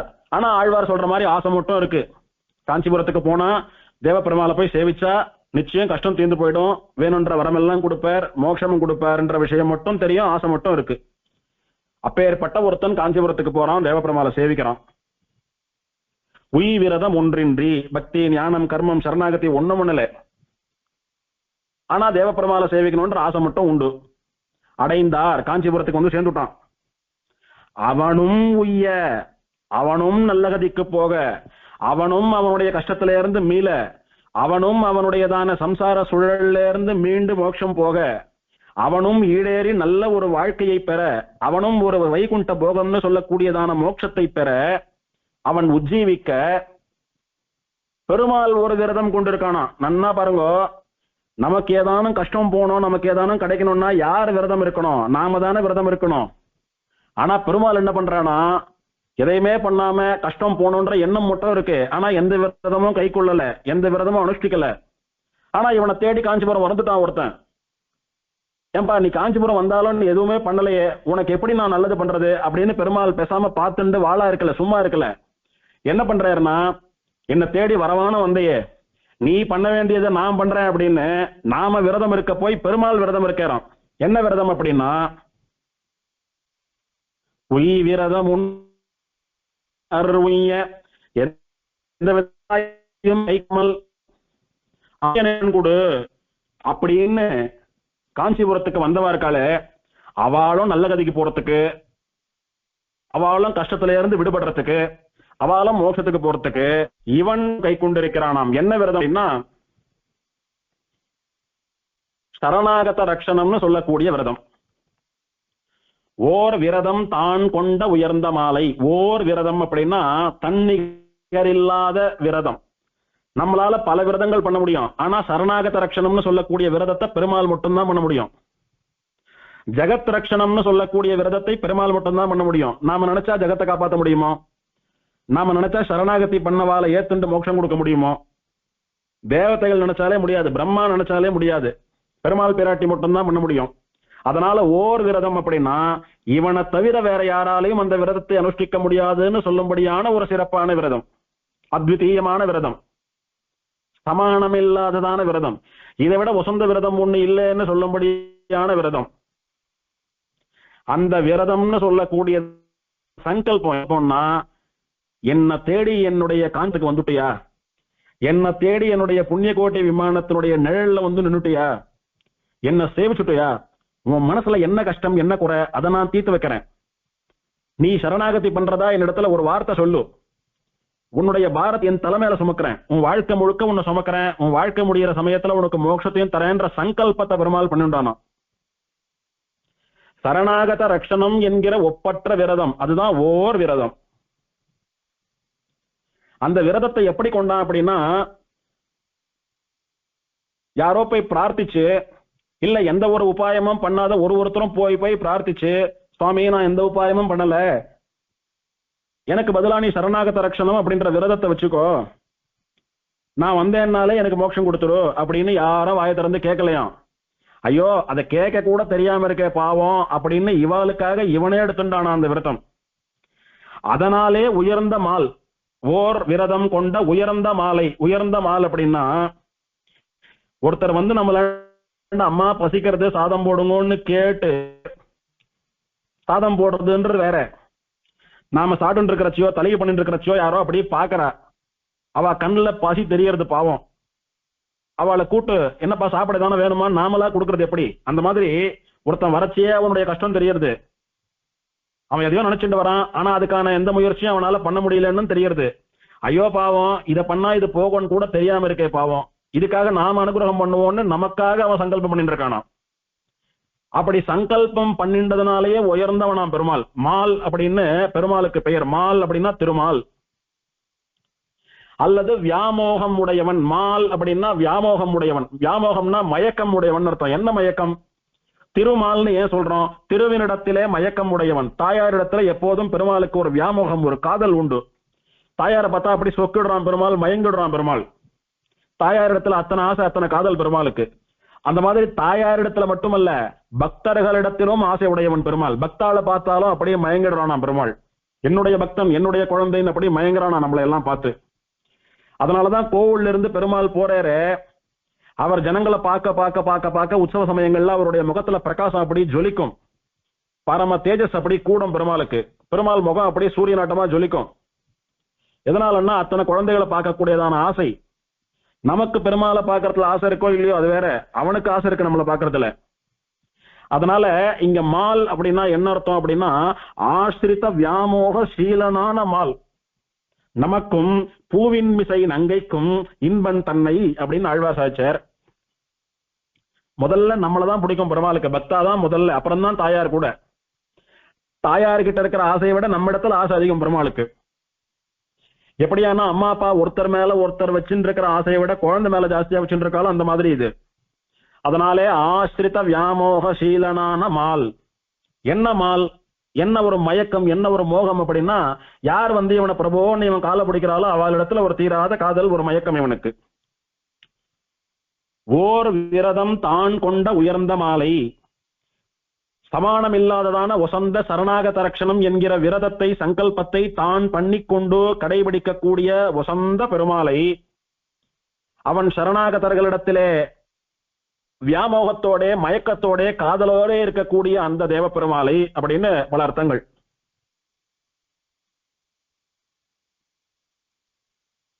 இப்படி தேவ பெருமாளினுடைய பெருமையை பாடினர். இதுல ஸ்தலபுராணம் ஒரு வார்த்தை சொல்லித்து, காஞ்சிபுரத்தினுடைய பெருமையை தெரிஞ்சுண்டு, தேவ பெருமாளுடைய பெருமையை தெரிஞ்சுண்டு, அப்பேற்பட்ட க்ஷேத்திரம் ஒண்ணு இல்லாததுனாலதான் பிரம்மாவே இங்க யாகம் பண்ணினார், அப்பதான் தேவ பெருமாள் வந்தார், யார் போனாலும் மோட்சம் எல்லாம் சொல்றக்கு அப்படின்னு எல்லாம் தெரிஞ்சுண்டு போறதுன்றது ஒண்ணு எதுவுமே தெரியாது. ஆனாலும் ஏதோ ஒரு குருட்டு போக்குல வந்துட்டான் காஞ்சிபுரத்துக்கு. என்ன பண்றது, அவனுக்கும் அனுகிரகம் பண்றேன்னு தானே புராணத்துல சொல்லியிருக்காரு பெருமாள். என்ன சேவிக்கணும்னு வரலன்னாலும் பரவாயில்ல, வந்தாலே அனுகிரகம் பண்றேன்னு தானே சொல்றாரு. அப்படி வாயை திறந்து எதுவுமே கேட்கலன்னாலும் அவளுக்கு என்ன தேவை, என்ன கஷ்டம்னு தெரிஞ்சுண்டு தானே அவளுக்கு அனுகிரகம் பண்றேன்னு சங்கல்பம் பண்ணிண்டு தீட்சை பண்ணிண்டு கங்கணம் கட்டிண்டு நிக்கிறானே பெருமாள், அதனாலே அவன் உயர்ந்தவன். யானை சுவாமி எனக்கு கஷ்டம், முதல்ல என் காலை பிடிச்சி இழுக்கிறது காப்பாத்து அப்படின்னு கேட்டது, காப்பாத்தினா, கேட்டா காப்பாத்திதான் ஆனோம், வேற வழி இல்லை, அது வேற. அதை விட உசந்தது கேட்காதவாலையும் காப்பாத்துறது, என்ன பண்ணணுமோ அது பண்ணாதவாலையும் அனுகிரகம் பண்றது, அதை பண்ணிட்டு இருக்கக்கூடியதுனாலே அதனாலேயே உயர்ந்தவன் பெருமாள். கேட்டு பண்றதை விட கேட்காம பண்றதுதான் உசத்தி. அதனாலே ஓர் விரதம் தான் கொண்ட உயர்ந்த மாலை. இதுல நான் காஞ்சிபுரத்துக்கு வரணும், உன்னை சேவிக்கணும்ன்ற பக்தி இல்லாதவா வந்தா கூட அனுகிரகம் பண்றான்னு சொல்றாரு. எப்படி சுவாமி இது? அனுகிரகம் பண்றதுக்கு ஏதான ஒரு சாக்கு, ஒரு வியாஜம் வேண்டாமா? சரணாகதி பண்ணாதான் மோட்சம் தராம் பெருமாள்னு சொல்றோமே, அந்த சரணாகதி பிரபத்தி பண்ணிக்கிறவாளுக்கு பிரபன்னா அப்படின்னு பேரு. அந்த பிரபன்னர்களையே பிள்ளைலோகாச்சாரியர் 3 விதமா பிரிக்கிறார். எப்படின்னா, ஆழ்வாராதியர்கள் பக்தி பாரவசியத்தினாலே பிரபன்னர்கள், ஆச்சாரியர்கள் ஞானத்தினாலே பிரபன்னர்கள், அஸ்மதாதிகள் அஜ்ஞானத்தாலே பிரபன்னர்கள் அப்படின்னர். எல்லாரும் பிரபத்தி தான் பண்றோம், எல்லாருக்கும் பிரபன்னான்றதுதான் பொதுவான பெயர், காமன் நேம். எல்லாருக்கும் பலன் ஒரே மோட்சம் தான். ஆனா எப்படி சரணாகதி பண்றோன்றதுல வித்தியாசமா. ஆழ்வார்கள்லாம் பக்தி பாரவசியம், ஒரு க்ஷணம் கூட பெருமாளை பிரிஞ்சால இருக்க முடியாது, பெருமாள் வரலன்னா என் உடம்புல ஆவிடாது அப்படின்னு சொல்லக்கூடிய அந்த துடிப்பு, பெருமாளே நீ வரணும், இல்லைன்னா இப்பவே என்ன நான் அழிச்சுண்டுருவேன் அப்படின்னு சொல்லக்கூடிய, ஒரு க்ஷணம் கூட பெருமாளை பிரிஞ்சு இருக்க முடியலன்னு சொல்லக்கூடிய பக்தி நிலை. பெருமாளுடைய பிரிவு உடம்பு மேல நெருப்பள்ளி கொட்டின மாதிரி அவளை போட்டு அப்படி தகைக்கிறது, துடிக்கிற ஆழ்வார்கள்லாம்.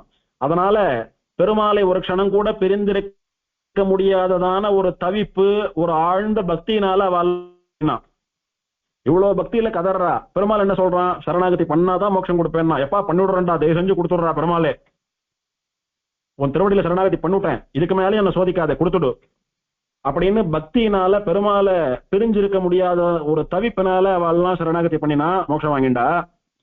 ஆச்சாரியால் எல்லாம் ஞானத்தினாலே பிரபன்னர்கள், வேதம் முதலான பல கிரந்தங்களிலே சரணாகதி பண்ணாதான் மோட்சம் அப்படின்னு தெளிவா தெரிஞ்சிருக்கிறதுனால, வேதம் முதலான எல்லா சாஸ்திரங்களையும் கரைத்து குடித்தவர்களானபடியினாலே சரணாகதி தான் ஒரே வழி அப்படின்னு தெரிஞ்சுண்டு அவளுடைய நாலெட்ஜினால சரணாகதி பண்ணினவா ஆச்சாரியர்கள். நாமெல்லாம் என்ன கேஸ் அப்படின்னா, ஆழ்வார்களை போல பக்தியும் கிடையாது, ஆச்சாரியர்களை போனதான ஞானமும் கிடையாது. ஆனால் ஆழ்வார்கள் சரணாகதி பண்ணினா பெருமாள் மோட்சம் கொடுத்தார், ஆச்சாரியர்கள் சரணாகதி பண்ணினா பெருமாள் மோட்சம் கொடுத்தார், அதனால நாமளும் சரணாகதி பண்ணலாம், நமக்கும் மோட்சம் கிடைக்கும் அப்படின்னு காப்பி அடிச்சு பண்றோம். அப்படி பண்ணினாலும் கூட ஆழ்வாருக்கு ஒரு மோட்சம், ஆச்சாரியனுக்கு ஒரு மோட்சம், நமக்கு ஒரு மோட்சம், மோட்சத்துல வித்தியாசம் உண்டோ? ஆழ்வாருக்கு தனி வைகுண்டம், ஆச்சாரியாளுக்கு தனி வைகுண்டம், நமக்கெல்லாம் தனி வைகுண்டம் அப்படின்னு தானே உண்டோ? அந்த மாதிரி கேட்டகரைஸ் பண்ணி வச்சா நாமெல்லாம் நம்ம ஊரே தாண்ட மாட்டோம். நாம எப்படி இருந்தாலும், நம்ம ஞானம் எப்படி இருந்தாலும், நம்ம பக்தி எப்படி இருந்தாலும் எல்லாருக்கும் ஒரே பலன் அப்படின்னு பெருமாள் வச்சுட்டு இருக்கிறதுனாலதான் நம்ம வண்டி ஓடுறோம். ஒருத்தரையும் பார்த்துதான் பண்ணணும்னா நம்ம ஆத்த தாண்ட மாட்டோம், நம்ம தெருவை தாண்ட மாட்டோம், நம்ம ஊரை தாண்ட மாட்டோம். நம்ம எல்லாம் ஆழ்வாருடைய பக்தி எங்கே, ஆச்சாரியனுடைய ஞானம் எங்கே, நாம எங்கே? அதனால எப்படி பண்ணினாலும் பிரபத்தி பலிக்கிறது, எப்படி பண்ணினாலும் பிரபத்திக்கு மோட்சம் பலன் அப்படின்னு சொல்வது போல, நாயேன் வந்தடைந்தேன் நல்கியால் என்னை கொண்டருளே, உன்னை காண்பதோர் ஆசையினால் வேயை பூம்பொழில் சூழ் விரையார் திருவேங்கடவா நாயேன் வந்தடைந்தேன். அம்மா அப்பா பசங்கோ பொண்டாட்டி அப்படின்னு சம்சாரம் போட்டு என்ன அப்படி தகிக்கிறது, எல்லாரும் என்ன பிடிச்சி அப்படி நாலா பக்கம் இழுக்கிறா, என்னால முடியல, சம்சார சாகரத்துல மாட்டிண்டு தவிக்கிறேன். ஆனாலும் என் மனசுல ஏதோ ஒரு ஓரமா உன்னை சேவிக்கணும்ன்ற ஆசை இருக்கு. சம்சாரத்துல வாழ்ந்துட்டு இருந்தாலும் பரவாயில்ல, ஒரு க்ஷணமான உன்னை சேவிச்சிட மாட்டேனான்னு உன்னுடைய திருவேங்கடமலையை தேடி வந்து உன்னை சேவிக்கிறேன், என்னை ஆட்கொண்டருளே, உன் திருவடியில சேர்த்துக்கோன்னு கலியன் உருகினர். அந்த ஆசையோடு அந்த தவிப்போடு கூட பெருமாள் இடத்துல உருகணும்னு கூட அவசியம் இல்லையா காஞ்சிபுரத்துல. வெறுமை வந்தாலே கொடுத்துடுறாராம் பெருமாள். அப்பேற்பட்ட ஒரு ஏற்றம் அப்படின்னு தேவப்பெருமாளுக்கும் காஞ்சிபுரத்துக்குமான ஏற்றத்தை சொல்றார் சுவாமி. சக்ருத்வ சரணாரவிந்தயோகோ நெஸ்தவரர்களை உஜ்ஜீவனோபாயாந்தர நிரபேட்சமாக ரட்சிக்கையிலே பத்த தீட்சனானவன் அப்படின்னு வியாக்கியானம். ஒரு முறை அவன் திருவடிகள்ல சரணாகதி அப்படின்னு பண்ணியோ இல்ல அஞ்சலி பண்ணியோ இல்ல சேவித்தோ சரணாகதி ரூபமா அவனை பிரார்த்திக்கிறவாளுக்கு நெஸ்தவரர்கள், அதாவது தங்களுடைய கஷ்டத்தை, தங்களை காப்பாற்றக்கூடிய பொறுப்பை, தங்களுடைய பாரத்தை தேவப்பெருமாளுடைய திருவடிகள்ல சமர்ப்பிச்சவாளுக்கு, அப்பா நீ சொன்ன மாதிரி உன் ஊருக்கு வந்துட்டேன், உன்னை சேவிச்சுட்டேன், என்னுடைய கஷ்டம், என்னை காப்பாத்துற பொறுப்பு, என் வாழ்க்கை, என் மோட்சம், எல்லா பாரத்தையும் அப்படியே தலைமையில இருக்கிற வெயிட்டை இறக்கி கீழே வைக்கிற மாதிரி உன் திருவடியில வச்சுடுறேன். இனிமேல் என்னை பத்தி நான் எந்த கவலையும் பண்ண போறதில்லை, பட போறதில்லை, நீ தான் பாத்துக்கணும் அப்படின்னு சொல்லி ஒருத்தன் ஒரு முறை சொன்னானா அவன் பெரிய பெரிய பக்தி யோகம், ஞான யோகம், கர்மயோகம் எல்லாம் பண்ணி அதனால வரக்கூடிய மோட்சத்தை நான் சுலபமா அவனுக்கு நானே வாலண்டியரியா கொடுக்கறேன்னு தேவப்பெருமாள் அப்படி கங்கணம் கட்டிண்டு பத்த தீக்ஷன் கையில கட்டின கங்கணத்தோட காத்துட்டு இருக்கானோ. பிரம்மோத்சவத்துல அர்ச்சகாலாம் கையில தீட்சை பண்ணிட்டு இருப்பா, ஒரு கங்கணம் மாட்டம் கட்டின்னு இருப்பா. யாகம் பண்ணக்கூடிய எஜமானன் கங்கணம் கட்டின்னு இருப்பான்.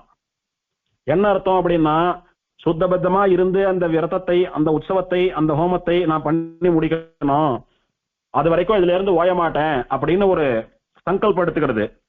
அந்த உற்சவம் முடிஞ்சாதான் அந்த கையில இருக்கக்கூடியதான ரட்சையை கழட்டுவா. அந்த மாதிரி அன்னைக்கு கட்டினானாம் பெருமாள் கையில ஒரு ரட்சைய, என்னன்னு என்னண்ட வந்து ஒரு முறை சரணாகத்தின்னு சொல்லி சேவிச்சுட்டாலும் அவனை வந்து நான் மோட்சம் வரைக்கும் நான் பாத்துக்கிறேன் அப்படின்னு ஒரு சங்கல்பம் பண்ணிட்டு பத்த தீக்ஷன் கையிலே கட்டிய தீட்சையை கயிறை உடையவனா நின்றுட்டு இருக்கானாம் பெருமாள். அததான் சுவாமி ஆச்சரியமா தெரிவிச்சார் அடைக்கல பத்துல. உமதடிகள் அடைகின்றேன் என்று ஒரு கால் உரைத்தவரை சக்ருத்து ஒரு முறை சரணாரவிந்தயோகோ உமதடிகள் அடைகின்றேன் என்று ஒரு கால் உரைத்தவரை நெஸ்தபரர்களை அமையுமினி என்பவர் போல் அஞ்சலென கரம் வைத்து தமதனைத்தும் அவர் தமக்கு வழங்கியும் தாம் மிக விளங்கும் அமைவுடைய அருளாளர். இந்த வாழ்க்கைக்கு தேவையான இக சுகங்கள் எல்லாம் கொடுக்கிறான், பரசுகமான மோட்சத்தையும் கொடுக்கிறான். அதனால வருவதும் சேவிப்பதும் அவன் திருவடியில் சரணாகதி பண்றதும் மட்டும்தான் நம்முடைய காரியம், இதெல்லாம் அவன் பாத்துக்கிறான். அப்பேற்பட்ட பெருமையுடையவனான தேவப்பெருமாள் ஓர் விரதம் தான் கொண்ட உயர்ந்த மாலை செய்விரதம் ஒன்றாலும் தெளியகில்லா சிந்தையினால் திசைபடைத்த திசைமுகன் தான். செய்விரதம் ஒன்றாலும் தான் செய்த விரதம் ஒன்றினாலும் தெளியகில்லாத சிந்தை உடையவனான திசைமுகன் பிரம்மா. செய்விரதம் ஒன்றாலும் இவன் செய்த விரதம் ஒன்னும் பலிக்கல. உட்கார்ந்த இடத்துல காலம் தபஸ் பண்ணினா, தியானம் பண்ணினா, யோகம் பண்ணினா, அகங்காரம் இருந்தது, இருந்த இடத்துல இருந்தே எல்லாம் சாதிச்சுடலாம், நான் பிரம்மா அப்படின்னு நினைச்சான். அந்த கர்வத்தினால ஒண்ணும் நடக்கல. செய்விரதம் ஒன்றாலும் இவன் பண்ணின அனுஷ்டானங்கள், இவன் பண்ணின நோன்புகள், தபஸ், யாகம், ஹோமம் ஒன்னும் பலிக்கல. இவன் என்ன நினைச்சுட்டு பண்ணானோ எந்த காரியமும் நடக்கல. பெருமாள் வரல, பெருமாள் சேவை கிடைக்கல. தெளியகில்லா பெருமாளை காண முடியவில்லை. என்ன பண்ணியும் பெருமாளை சேவிக்க முடியல, நேர சேவிக்க முடியல. நான் பிரம்மாவாச்சே, எப்பவோ 4 வேதமும் சொல்லிட்டு இருக்கேனே, இவ்வளவு காலம் தபஸ் பண்ணேனே, இவ்வளவு காலம் தியானம் பண்ணேனே, இவ்வளவு காலம் யோகம் பண்ணேனே, ஏன் பெருமாள் வரல என்ற காரணத்தை கூட கண்டுபிடிக்க முடியல அவனால. தெளியகில்லா அப்படின்னா ஐயோ தலையை பிச்சுக்கிறதே சுவாமி, பெருமாள் வரல, சரி ஏன் வரல, அது அதுக்கு கூட பதில் தெரியல பாவம் பிரம்மாவுக்கு. பெருமாள் வராதது கூட சரி, இன்னும் நிறைய பண்ணா வருவார் போல் இருக்குன்னு மனசை தேத்திக்கலாம். எனக்கு பக்தி போறல போல் இருக்கு, இன்னும் பக்தி பண்ணா வருவார்னு கூட நினைச்சு மனசை தேத்திக்கலாம். ஆனா ஏன் வரலன்ற காரணம் கூட தெரியலையே.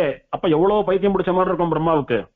அதனால பிரம்மாவுக்கு சிந்தை வந்துடுத்து, கவலை வந்துடுத்து. சிந்தையினால், கவலையினால், சம்ஸ்கிருதத்துல சிந்தைன்னு சொல்றோமோ இல்லையோ, சிந்தை என்பது ரொம்ப கொடிது. சிதை சிந்தை ரெண்டுத்துல எது மோசமானதுன்னா, சிதை கூட ஒரு க்ஷணத்துல மனுஷனை எரிச்சுடும். சிந்தை அணுவணுவா எரிச்சுட்டு இருக்கும். அதனால சிந்தையே வச்சுக்காத, கவலையே வச்சுக்காத, ரிலாக்ஸ்டா இருன்னு சொல்றாளோ இல்லையோ, அந்த சிந்தை வந்துடுத்து பிரம்மாவுக்கு, கவலை வந்துடுத்து. என்ன கவலைன்னா, இத்தனை பண்ணியும் பெருமாளை நேரா சாட்சாத்கரிக்க முடியலையே, சேவிக்க முடியலையே என்ற கவலை வந்துடுத்து. இதுக்கு மேல எப்ப பெருமாளை சேவிப்போம், எப்படி சேவிப்போம்னு கவலைப்பட்டு இருக்கான் பாவம். யாரு தெரியுமா? யாரோ பக்கத்தாத்து மாமா எதிராத்து மாமா இல்ல, திசை படைத்த திசைமுகன், எல்லா திசைகளையும் படைத்தவனான பிரம்மா, படைத்த 4 திசைகளையும் எப்போதும் பார்த்து கொண்டிருப்பதற்காக திசைக்கு ஒரு முகத்தை வைத்துக் கொண்டிருக்கக்கூடிய பிரம்மா. பிரம்மாவுக்கு தெரியாம ஒன்னும் நடக்காது. 4 பக்கம் தலை இருக்கு. சிசிடிவி கேமராவோட இன்னும் ஷார்ப் பிரம்மாவுடைய தலை. சிசிடிவியாவது சுத்தினாதான் எல்லாத்தையும் கவர் பண்ணும், இவன் சுத்தாமையே கவர் பண்ணுவான். அத்தனை தெரியறது பிரம்மாவுக்கு. திசை படைத்த திசைமுகன், திசைக்கு ஒரு முகத்தை வைத்துக் கொண்டிருப்பவன், அந்த திசைகளையே படைத்தவன். அப்பேற்பட்ட பிரம்மாவுக்கே எதனால பெருமாள் வரல அப்படின்னு தெரிஞ்சுக்க முடியாம கவலை பாஞ்சுடுத்துனா, பித்து பிடிச்சவன் போல ஆயிட்டான் பிரம்மா. இயலாமையினால அழறான் பாவம், கத்தறான், தவிக்கிறான், துடிக்கிறான், பெருமாளை சேவிக்க முடியலன்னு துடிக்கிறான். இதெல்லாம் ஆரம்பத்துல சொன்னார். அம்புலி வேண்டிய பாலனை போல அழுதனனே. குழந்தைய நிலாவை காட்டி சோறு ஊட்டலாம், அம்மா இடுப்புல உட்காத்தி வச்சுட்டு அழிச்சுட்டு போறா. குழந்தை என்ன பண்றது? சோறெல்லாம் ஒரு பக்கம் இருக்கட்டும், நிலா வயசுண்டு வா, நிலா கொடுனுக்குன்னு கேட்கறது. எங்க போவா இந்த அம்மா நிலா வயசுண்டு வந்து கையில கொடுக்கறதுக்கு பாவம். அந்த மாதிரி நிலாவை கொடுன்னு கேட்ட குழந்தைய போல அழறானாம் பிரம்மா, பெருமாள் வராம. அப்படி செய்விரதம் ஒன்றாலும் தெரியவில்லா சிந்தையினால், என்ன பண்ணியும் பெருமாள் வரலையே, ஏன்னு காரணம் கூட தெரியலையே என்ற கவலையினாலே திசைகளை படைத்தவனான சிருஷ்டிகர்த்தாவான பிரம்மா இருக்கிறானே, அவனே பொய் விரத நிலமெல்லாம் போயே மீண்டு. எங்க போனா அவனுடைய கஷ்டம் தீரும், எங்க போய் யாகம் பண்ணா பெருமாள் வருவார், எங்க போய் தபஸ் பண்ணா பெருமாள் வருவார், எந்த நதியில தீர்த்தமாடினா பெருமாள் வருவார்னு பாக்குறவாளையெல்லாம் கேட்டுட்டு போறான். ரிஷிகளை எல்லாம் ஒருத்தர் ஒரு இடத்துக்கு சொல்றா. அங்க எல்லாம் போறான், என்னென்னமோ பண்ணினா, எங்க போயும் அவனுடைய பலன் நிறைவேறவே இல்லை, பெருமாள் சேவை கொடுக்கவே இல்லை. அதனால பொய் விரத நிலமெல்லாம் போயே மீண்டு. ஏன் பொய் விரதம் அப்படின்னு சொல்றாருன்னா, நாம பண்ண விரதத்துக்கு பலன் கிடைக்கலன்னா அந்த விரதம் பொய்யா போயிடுறதோ இல்லையோ. இப்போ பெருமாள் நேர்ல வரணும்னு இவன் விரதம் இருக்கான், ஏதோ ஒரு காரியம் பண்றான், பெருமாள் வரல, அப்ப அந்த விரதம் என்னாச்சு? வீணா போயிடுத்து, பலன் இல்லாம போயிடுத்தோ இல்லையோ. அதனால பொய் விரதம், அது பண்ணியும் பிரயோஜனம் இல்லாதது. எது மெய் விரதம் அப்படின்னா, பண்ண விரதம் பலிக்கணும். பெருமாள் வரணும்னு யாகம் பண்ணா பெருமாள் வந்துட்டான், அது மெய் விரதம். அப்படி பண்ண விரதம் மெய்யா பலிச்சதுனாலதான் அதுக்கு மெய் விரத நன்னிலம்னு பேரு. பண்ண விரதம் சத்தியமானபடியினாலேதான் சத்தியவிரதம் என்று பேர். அதற்கு சத்தியவிரதம் மெய் விரதம் அப்படின்னு பெயர் வந்ததுக்கு காரணம், பண்ணிய நல் விரதமெல்லாம் பலிக்கும் என்றே பாரதத்தை பங்கையத்தோன் படிந்திட்டானே அப்படின்னர். பண்ணிய நல் விரதம் எல்லாம் பலிக்கும். காஞ்சிபுரத்துல எது பண்ணாலும் பலன் இல்லாம போகாது, வீணா போகாது. அதனால நம்முடைய அஸ்வமேதையாகமும் பலிக்கும், பெருமாள் வருவர், பல காலம் நமக்கு தீராத குறை தீரும் அப்படின்னு பிரம்மா நம்பி விசுவாசத்தோட வந்தான், யாகம் பண்ணான், பெருமாளை சேவிச்சான், கவலை தீர்ந்து பல காலங்கள் பெருமாளை ஆராதனம் பண்ணிட்டு பிரளய காலத்துல என்ன வந்து சேருன்னு மோட்சத்தையும் ரிசர்வ் பண்ணிட்டு போய் அங்க ராஜ்யம் பண்ணிட்டு இருக்கான் பிரம்மா. அத்தனை பெருமை காஞ்சிபுரத்திற்கு. பொய் விரத நிலமெல்லாம் போயே, பல இடங்கள்ல போய் பலது பண்ணியும் பலிக்கல. அதனால என்ன பண்ணா, எத்த தின்னா பித்தம் தெளியோன்ற மாதிரி எங்க போனா நமக்கு கதி கிடைக்கும். எத்திசையும் உழன்றோடி இழைத்து விழும் காகம் போல், எங்கெங்கயோ போச்சு காக்கா, ஒன்னும் பலன் கிடைக்கல. கடைசியில எங்க அபச்சாரப்பட்டமோ அந்த பெருமாள் திருவடியில, பிராட்டி திருவடியிலேயே வந்து உழுந்ததோ, அதுக்கு பலன் கிடைச்சுடுத்து. அந்த மாதிரி எங்கு போயும் தன்னுடைய கஷ்டம் தீரல, காஞ்சிபுரத்துக்கு வந்தான், கஷ்டம் தீர்ந்து போயிடுத்து, பெருமாள் வந்துட்டார், மோட்சத்துக்கும் சித்தமா இருக்கான் இப்போ. அதனால புகழிதுவே புண்ணியத்துக்கென்று சேர்ந்த, எங்கெங்கயோ போனேன், டைம் தான் வேஸ்ட், ஒன்னால நடக்கல. அதனால போற இடத்துக்கு ஒரு புண்ணியம் கிடைக்கணும்னா அது காஞ்சிபுரம் தான் சுவாமி. புண்ணியம் அப்படின்னா சத்தியம்னு அர்த்தம். இங்க சத்தியத்திற்கு இருப்பிடம் எங்க இருக்கு அப்படின்னா காஞ்சிபுரத்துல இருக்கு. ஏன்னா எது பண்ணாலும் பலிக்கிறது. அதனால சத்தியம் வசிக்கக்கூடிய இடம், சத்தியமா எது பண்ணாலும் பலிக்கிறது. அதனால சத்தியவிரத கஷேத்திரம் அப்படின்ற பெயருடையது. அதனால இதுவே மகா புண்ணிய கஷேத்திரம். புண்ணிய நதி உண்டோ, புண்ணிய தீர்த்தம் உண்டோ, புண்ணியமான மலை உண்டோ, புண்ணிய கோட்டி விமானம் உண்டோ, புண்ணியனான தேவப்பெருமாள் உண்டோ, புண்ணியான தாயார் உண்டோ, பல புண்ணியர்களான ஆழ்வாராச்சாரியர்கள் மகான்கள் எல்லாம் உண்டோ. அதனால இதுவே புண்ணியத்தை பெறுவதற்கு தகுதியான இடம். நாம தான் கொஞ்சம் கூட யோசிக்காம எங்கெங்கயோ போய் என்னென்னமோ பண்ணி இத்தனை காலத்தை வேஸ்ட் பண்ணிட்டோம். முதல்லயே இங்க வந்து பண்ணிருந்தோமானா பெருமாள் எப்பயோ வந்திருப்பார் அப்படின்ற அறிவு பிரம்மாவுக்கு வந்துடுச்சு. அதனால சத்தியவிரத கஷேத்திரம்னு சொல்லக்கூடியது அனந்த பல புண்ணிய சாதனம், அளவே இல்லாத பல பலன்களை தரக்கூடியதான புண்ணியத்தினுடைய பிறப்பிடம் அது. தர்மம் விளைந்த பாரத தேசம் சொல்றோமோ அந்த மாதிரி புண்ணியம் விளைந்த இடம் எதுன்னு கேட்டா காஞ்சிபுரம்னு சொல்லணும். அந்த மாதிரி அனந்த பல புண்ணிய சாதனம், ஒரு பலன் ரெண்டு பலன் இல்ல, அளவே இல்லாத பல பலன்களை பல புண்ணியங்களை பெறுவதற்கு கருவியாக இருக்கக்கூடியது காஞ்சிபுரம். அதனால இங்கதான் அஷ்டமேத யாகம் பண்ணணும், இங்க பண்ணாதான் பலிக்கோன்ற முடிவோட பிரம்மா வந்து சேர்ந்தான் கடைசியா. இங்க எப்படி வந்தான்?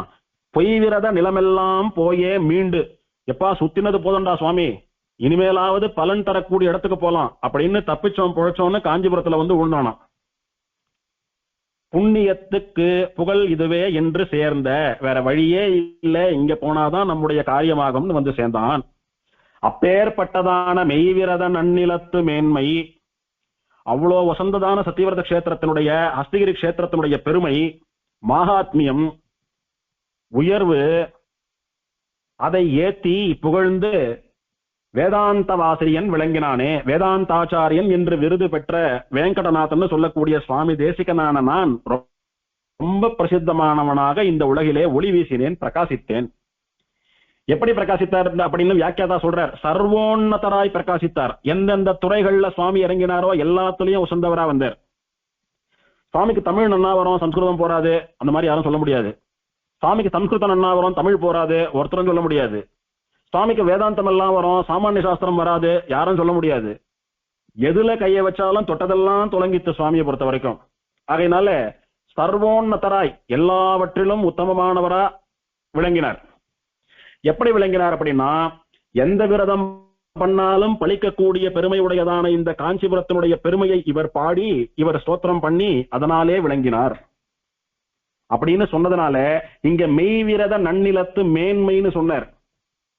இந்த மெய் மேன்மை ரெண்டு வார்த்தையும் சேர்த்தா மெய்மைன்னு கிடைக்கும். அப்படின்னா என்ன அர்த்தம்னா, வாஸ்தவம், சத்தியம், யதார்த்தம், யாதாத்மியம் என்ன இருக்கோ அதுதான்.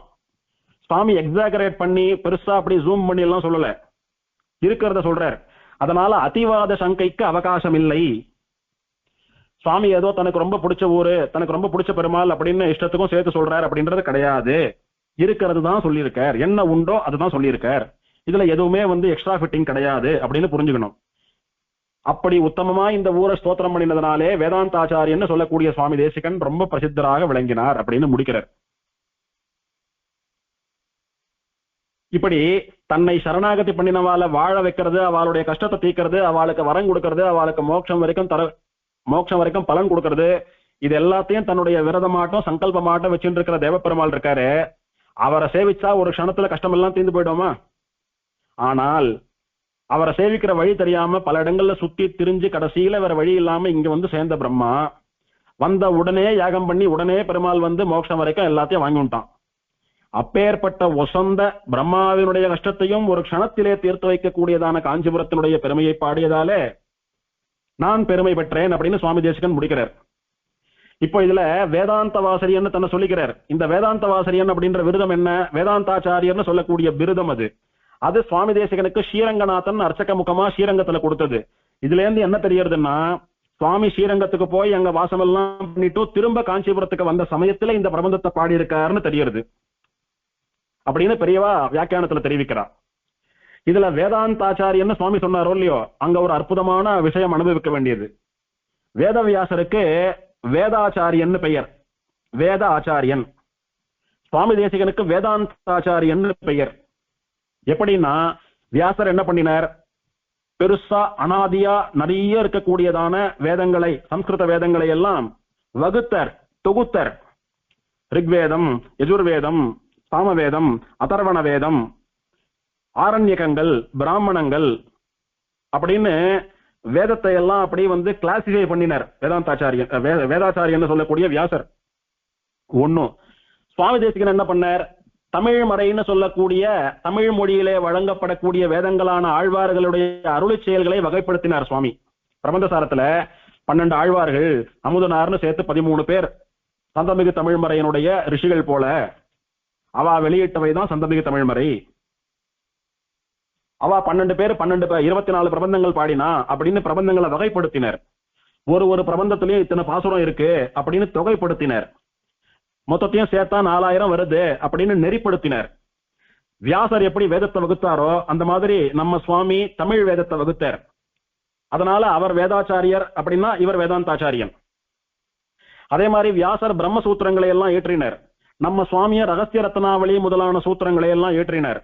அதனால வியாசர் சூத்திரக்காரர் ஆறுது மாதிரி நம்ம சுவாமியும் சூத்திரக்காரர் ஆறார். வியாசர் மகாபாரதம்னு சொல்லக்கூடிய இதிகாசத்தை எழுதினார். சுவாமி தேசிகன் மெய்விரத மான்மியம்னு சொல்லக்கூடிய இந்த இதிகாசத்தை எழுதியிருக்கார். இதிகாசம்னா என்ன, இது நடந்தது. இப்ப இந்த மெய்விரத மான்மியத்துல சொன்ன விஷயங்கள் எல்லாம் புராணம் சொல்றது, எல்லாம் நடந்தது, எதுவுமே கற்பனை கிடையாது இங்க. ஆகையினாலே இது நடந்தது, எது நடந்ததோ அதை எழுதியிருக்கார். ராமாயணம் மாட்டோம், மகாபாரதம் மாட்டோம், நடந்ததை எழுதியிருக்கார். அதனால இதிகாசமும் பண்ணிட்டார் சுவாமி. வியாசர் புராணங்களை எல்லாம் பண்ணிருக்காரு அப்படின்னா சுவாமியும் ஸ்தல புராணம் முழுக்க பாடியிருக்காரு இந்த அஸ்திகிரி மகாத்மியத்துல. இது ஒண்ணும். அப்புறம் கண்ணன் அடியனை எமக்கு காட்டும் வெறுப்பு என்ற பாசுரத்துல நாம நிறைய அனுபவிச்சோம். திருமலையினுடைய புராணம் எல்லாம் நிறைய வருது. அதே மாதிரி ஆறாத அருளமுதம் புதிந்த கோயில்னு சொல்றதுல ஸ்ரீரங்கத்தினுடைய புராணத்தை எல்லாம் சங்கிரகமா பாடியிருக்காரு. அதே மாதிரி தேவநாதன் விஷயமான பிரபந்தங்கள் மும்மணி கோவை, நவமணி மாலை, அதெல்லாம் திருவேந்திரபுரத்தினுடைய ஸ்தலபுராணம் சொல்லிருக்காரு. அதனால புராணங்களையும் பாடினவரார் சுவாமி. இப்படி வியாசரை போல வேதமாகிற வகுப்பு, அங்க வேதத்தை வகுத்தது போல இங்க தமிழ் மொழியை வகுத்தார். சூத்திரங்கள் பண்ணினார், இதிகாசம் பண்ணினார், புராணங்கள் பண்ணினார். அதனால அவர் வியாசர் வேதாச்சாரியனாக விளங்கியது போல சுவாமி தேசிகன் வேதாந்தாச்சாரியனாக விளங்கினார் அப்படின்னு நம்மளுடைய பெரியவா அனுபவிப்பா. இப்படி இத்தனைக்கும் காரணம் என்ன அப்படின்னா சுவாமி தேசிகன் தேவப்பெருமாள் மேல இருக்கக்கூடிய உண்மையினால் பக்தியினாலே இந்த மெய்விரத மான்மியம் பாடினதுதான். இதுல மெய்விரத நன்னிலத்து மேன்மை ஏத்தி அப்படின்னு சுவாமியே அவர் வாயால சொன்னதுனால இந்த பிரபந்தத்திற்கு மெய்விரத மான்மியம் அப்படின்னு பெயர் வைத்தால் நம்முடைய பெரியவா. இதுவரைக்கும் 28வது பாசுரத்தினுடைய விஷயம். அடுத்த பாசுரத்தை அடுத்த உபன்யாசத்துல பார்க்கலாம். சிராத்தூப்புள் திருவேங்கடமுடையான் திருவடிகளே சரணம்.